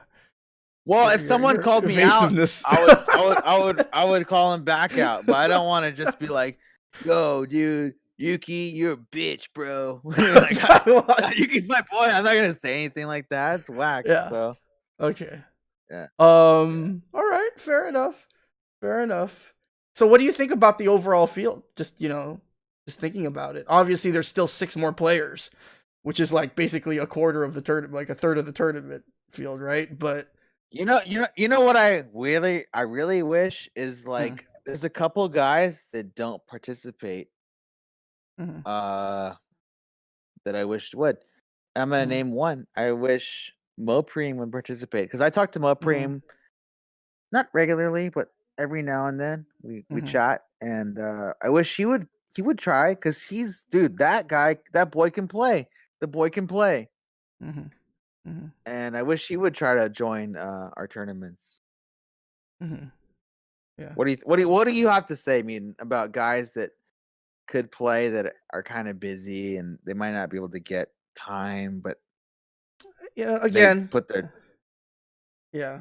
Like maybe 10, 15 years ago, I'd be more, yeah, these guys should play. They don't come out anymore. But like as I've gotten older, I sort of understand that, hey, it's up to you, right? Like no one should ever be compelled to play, right? You shouldn't force no. anyone But to I'm do what just they don't want to do. I But know that yeah. Mopreem Mopreem could get in Oh no. that list I just named. He could Mhm. be in there. But like to kind of answer your question in a sort of different way, like I would love for anyone that that plays Third Strike and likes Third Strike, and you don't even have to love the game or even just likes it to participate. Um, whether you're an old school player or a new player, even players that, I know that historically, especially when it comes to some of these smaller scenes, these poverty scenes, we, and obviously with the rise of esports and stuff like that, we see, certain players, they get a lot of, notoriety and due to their accomplishments, and they branch out to other games, but they still play Third Strike, right? Or they still know how to play Third Strike. They could still enter. Um, I totally understand certain players have obligations. Some of them are sponsored. They don't necessarily choose what tournaments that they can enter in and so forth and so on. But like for example, in season one, I can't thank this person enough for really helping legitimize Jazzy, and that's Justin. Justin's one of the real ones, man. You know what I'm saying? Like this guy is, like he is like he's like one of the biggest, if not the biggest icons in the FGC. And for him to even just like respond to my messages, right? You know what I mean? Like he doesn't have to do that. This dude is so famous now, right? He's been to the freaking White House. You know what I'm saying? Like this dude is Has he? on Yeah. another level. Yeah, yeah, yeah. And for him to just kind of respond and go, yeah, I'll play. For him to lend his support what's to a game. my when can I go to the White House? I got this fucking belt. Does that Well, we're gonna. count? Well, I don't think this recent administration might have been most welcoming to you, Ryan. But maybe the next administration might be open to a visit from the Jazzy Circuit Champion. Provided that you win, of course, with all due respect, right? The season two finale. But going back to my point about Justin, like he didn't have to respond. He didn't have to give me the time of day. He didn't have to say anything. He didn't have to Oh, he had compete. fun. I'm sure he had fun last year, Yeah, right? yeah. But my point is, he didn't have to do any of that stuff. But No, he he didn't did, have to. and I can't help, and I can't thank players like Justin enough who give back to the scene and are like, hey, yeah, and so Did definitely shout out to Justin. I've met Justin Mhm, like probably 2000 fucking mhm, 8, 7, 6 the first time. And I don't really see him too often, but I always say what up to him, even like nowadays. And he always very cordial. mhm. Oh, hey, how you doing, man? What's new? Like he's like always kind of like friendly. Mhm. It's really really cool because like I know he's got fucking White Houses to go to, so it's nice that he's like that. Yeah. But like He's just to really answer your cool, question about cool Mopreem, guy. like I would love for a lot of the old school players to come out, and that's why, for Jazzy, like the way it's kind of why it's set up the way it is, right? Like you can grind, but like if you're confident enough in your skills, you can always just go to one or two tournaments and you're in. You know what I mean? Like, and so we're hoping that the finale can be that American signature Third Strike tournament that happens every year. And Okay. obviously, I Can I welcome call a out lot of. 3 guys? Okay, go ahead, go I ahead, want to Ryan, go call ahead. out. I want to Okay. call out 3 guys to go to Oh, Jazzy okay. final. Okay, hold on. Let me change the Because scene. So let's get it right on the champ here. Go ahead. I want to call it 3 guys because I'm gonna call it. Actually, let me change it. 4 guys. 4 guys. Okay, I 4 want to make it guys. 5 because 4 is unlucky as a Okay, so just think of a fifth number. one. Okay. I'm gonna take a 5. Okay, ready? So we got. I want these 5 guys to go to the final. No matter what, you got to go because you play. You can play. You're not bad. You can win. You might even take out a Titan. Who knows? Okay, so one we already talked about him, Mopreme, the original Columbus of Third Strike. Basically, he was like the first guy in Japan. Is he the Christopher To be Columbus of there. Third Strike? Is he? That's in 2020. Well, I don't know if that's. I don't know if that's a title you would want in 2020. without the negative connotation of Columbus. Yeah, he Yeah. is. Okay. I'll put him there. Okay, because he was actually, dude.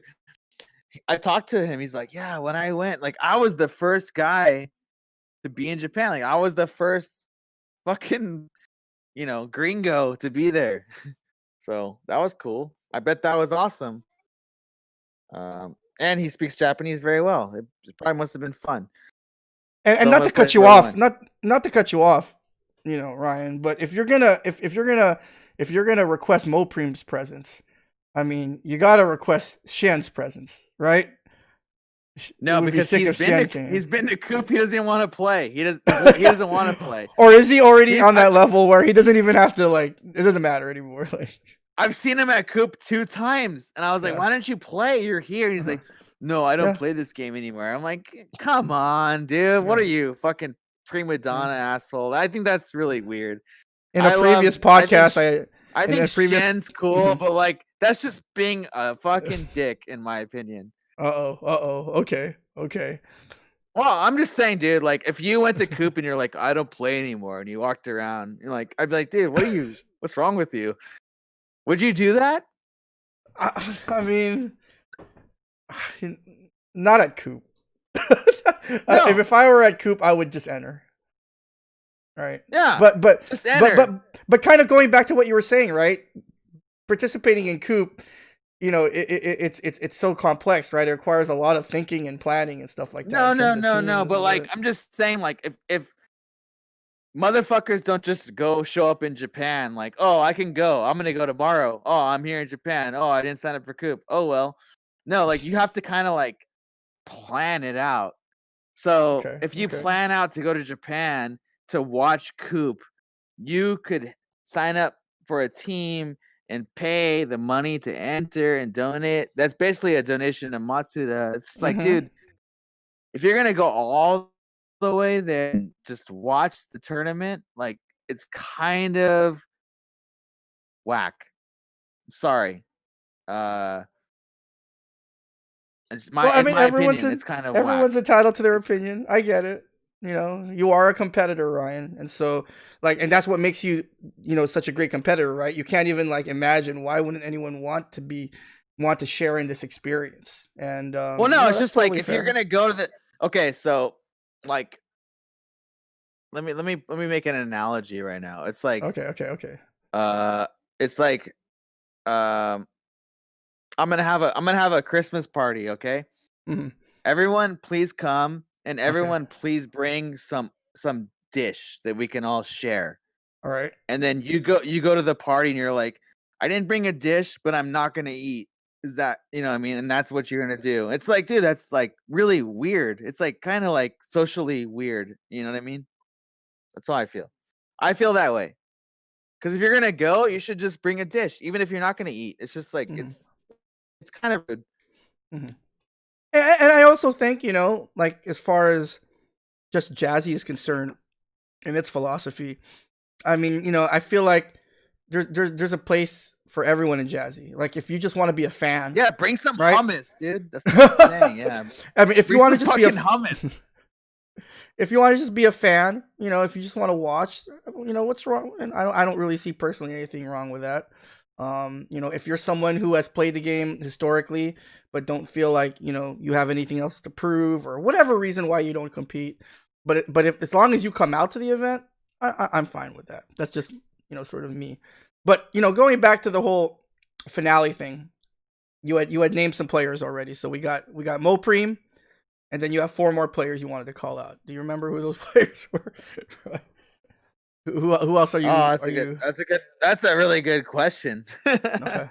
That's a good question. No, I don't want to say call out. I just I would love it if they went because it'd be so fun. Let's change. I don't want to say call out. I want to say my wish list. Can you make it a Christmas wish list? Santa wish list. Yeah. And who are these players? We're gonna go with. Wow. Okay. So we're gonna go with another. We got another edition here, but anyways. So Mopreme, C-Royd, who I fucking saw 5 months ago. He was on a podcast as well 5 months ago. Yeah. I'm gonna go with C-Royd. What do you think about that? No, I definitely think C-Royd. I think all of those Canadians need to come. C-Royd, Aneurysm X, JS Master, Adam B. I'm hoping the finale can be like a reunion, once a year, if we could all just come together and just play some Third Strike, man. And Free Play's the perfect venue for something like that. And you would know better than me. I haven't been there yet, but I think Free Play would be a great place. Give me my 1 and 2 right now. So far you have Mopreme and C-Royd right now. Mopreme and C-Royd. Okay. All right. Who else would you love to see at the finale? I'd love to see. Wow. Okay. We'll go with America's finest Third Strike player, Jimmy Tran, who doesn't want to play anymore. God, I love that guy. Why doesn't he want to play? Remember that? I think it was either 2008 or 2009. But I think it was 2008 auto qualifiers. Man, he played. That was one of the all-time. The one at Family. That was one of the all-time greatest runs. So sick. That was one of the all-time greatest runs in American Third Strike history. That entire tournament, Jimmy was just, he just kept trying to. It wasn't filmed. No, it was filmed. It was. There's footage of it. There's footage of it. Oh, it was direct feed. It was actually direct feed. Sorry, it wasn't streamed. It wasn't streamed. If only Jimmy.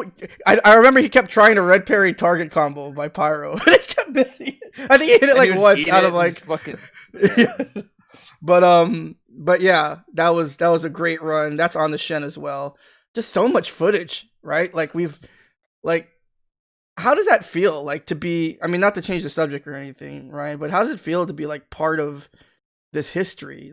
You really had a hand in kind of sort of creating this, I don't know what you would call it, a playlist of great American Third Strike play. How does it feel being part of it? I wish people wouldn't stop playing. I know people got shit to do, but you can't quit Third Strike. It's so fun. So fun. If you stop playing Third Strike and you just never miss it, fucking God bless you, because I don't understand how you can do that, because I would miss it, dude. I would always want to play. Yeah, definitely. Okay, so we got Mopreme, we got C-Royd, and we have Emphy. And so, any other players? And yes, Best Boy, that is the Tekken player. It's very easy because fucking Yuki just spoiled it right now, but obviously Pyro has to go. Yeah. Pyro is the golden goose. He's the circuit isn't he has to make it to a finale. We have to figure out what we have to, if you know his agent, right? I don't know what his representation is these days, but if we need to get on that. So Pyro, you know what, dude? I've always admired Pyro. I thought he was the fucking coolest guy, the best Yun. I always fucking I always asked him questions about the game. Cass is his agent? Oh no, I don't know about those negotiations then. if Kaz is, I always ask him, dude, like, why, like, what do I do? And he always helped me, like, oh, you should do this, blah, blah. For whatever reason, I don't think he likes me anymore because what? suddenly I was browsing Facebook and it was like friends you might know, Michael, and I was like, why did he delete me? Like, like I felt really like sad. Well, on that note, I think we need to let's we're gonna go ahead and change gears real quick. That topic might be even too hot for the Mutant XPerience. For some reason, he deleted me on Facebook, and I was like, well, that's cool, like I don't get it, but whatever, that's cool. But I'm just like, dude, I don't like. I don't think I did anything to him, so I feel like I hope I didn't like say something drunkenly. I don't know. What could it be? I have no idea, but regardless, I think he's a really good player, and I would love to see him come. And I always like Pyro. I think he's a good guy, and I hope he someday adds me on Facebook again. Is there any other players you would like to see at the finale? Oh yeah. And as Yuki also spoiled it, is Amir. Amir needs to go because the boy can play. He's a really good guy. Amir is the nicest, gentlemanly guy I've ever met. I've never heard him say a mean thing about anybody. Awesome guy. Love him. I love Amir. I would trust Amir to like babysit my cat right now. And so for me, right? I mean, obviously, again, like we said, Pyro is the guy that we need to get to the finale. But, I mean, if 1A for me right there is probably Kenai. Like, how sick would it be if Kenai came back? Dude, Ken doesn't play anymore. He couldn't hang. Couldn't hang. Think so? Wow. No, I played with them a lot. Yeah. No, Yuki, you didn't spoil it. It's just like you called my final two. It's not a spoil, It's just like you helped me out actually because I was drunk and I would have forgot it. So thanks, buddy. And then Yuki mentioned Rom, of course. Yeah. God, it'd be great if all Rom. I miss Rom. He's a good guy. And for me, Ryan, like, and again, this is not to put pressure on any of the players that we've mentioned, but like for these newer players, right? Like for them to be able to get an opportunity to see like these great players, like I feel like it could only encourage newer players to want to keep grinding. Because I think there's, like you said, there's so many players that have kind of stopped playing, but could definitely still, compete at a high level if they chose to come back. And so, definitely I'm on you. I'm with you in that regard, Ryan. Definitely hope, some players who may have, what? Forgotten the game. I'm very sorry. I'm gonna delete one of my predictions because you should be on there. Oh no. Let's. I'm very flattered, Ryan. I really do appreciate that, dude. Actually, you know what? I've been playing Necro a lot in the past 2 months, and yeah, you should be on there, dude. Necro's hard. He's rough. He's rough. But dude, he's good though. He's good. No, he is. You got, dude. It's like the one thing I realized is you gotta be on point with the walk, back beat and punch. Walk forward, back beat and punch. It's like you walk like you're gonna throw, and then you do that, and you gotta hit that every fucking. If you miss that, you suck. You gotta hit that every fucking time. Yeah, I remember there was I had a podcast with Paul Lee a few months ago, or maybe it was a couple months ago, and I had mentioned in the chat that the first thing that Paul Lee told me about Necro, because he was the one that inspired me to use Necro, the first thing he told me to do was learn back medium, confirm into super. That's the first thing he told me to learn. He's like, dude, the first thing you need to get down. That move is good, dude. That move is good. Yeah, definitely. That's a good ass move. That's like Chun level crouching medium kick. Like, that's how good it is for the character. If you don't have that, you can't win. Yeah. So speaking of Chun, I wanted to do this when we were talking about Chun during the last segment, but obviously we had to take a break because you had to go fresh it up. But I I don't know if you recall, Ryan, but I'm pretty sure I don't even think we did pack it up on the first episode. I don't even think we did a pack it up on the first episode. But if you're unfamiliar with pack it up, Ryan, I'd love to see a pack it up. I'm very familiar with the pack it up. Okay, so for those of you who are new to the podcast, now has come the time for us to revisit everyone's favorite segment on the Mutant XPerience podcast, and that is pack it up. I basically scour the internet for unique examples of Third Strike gameplay, and tonight, Ryan, I have prepared a very special pack it up. It's sort of an homage to 2020, an homage to Fightcade, and an homage to the character that you main, and that is Chun-Li. And all of the clips in today's Pack It Up are examples of things that perhaps Chun-Li players may want to avoid doing. And kind of as an homage to Fightcade, to me, one of the greatest things about Fightcade is that, now we can see just how much the world loves Third Strike, right? Because you see people from all different countries playing the game. Whether you're in South America or in North America or Europe or Africa or Asia, Australia, all of the different, regions, they all play Third Strike. And it's really great to see, those flags, all those different flags. I see flags. I don't even know what the countries there are. You know what I mean? What the fuck flag is that? So that California education, that California public education.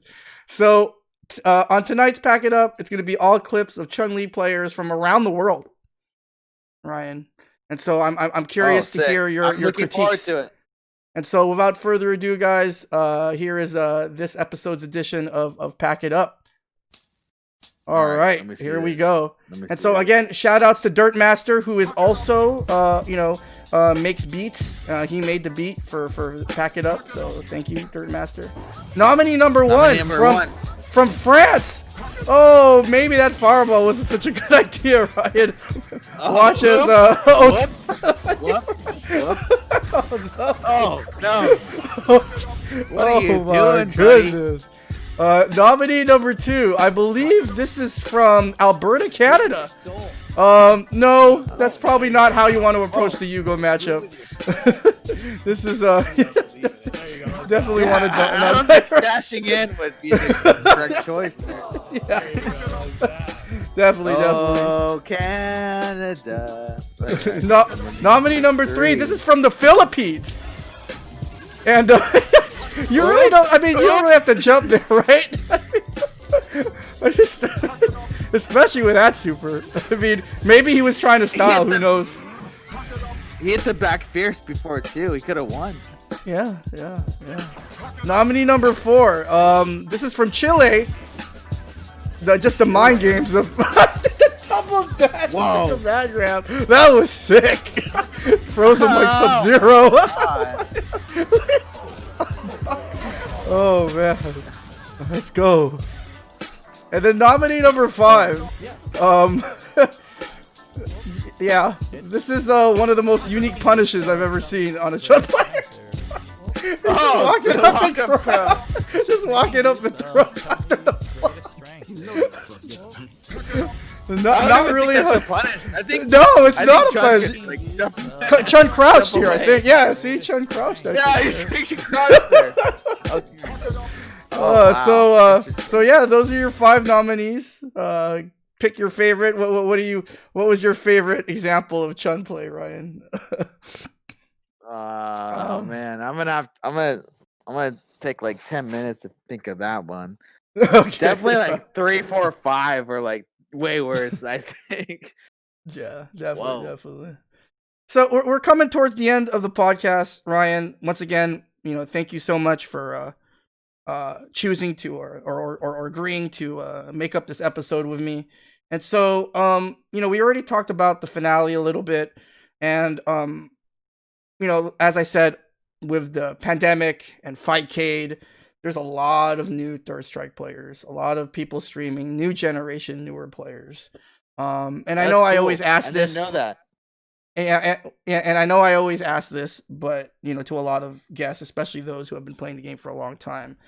But do you have any advice for newer players that are trying to learn the game? And also keep in mind, right, a lot of these players are being introduced to the game online through Fightcade. And I know obviously you have your opinions about online turn strike and whatnot.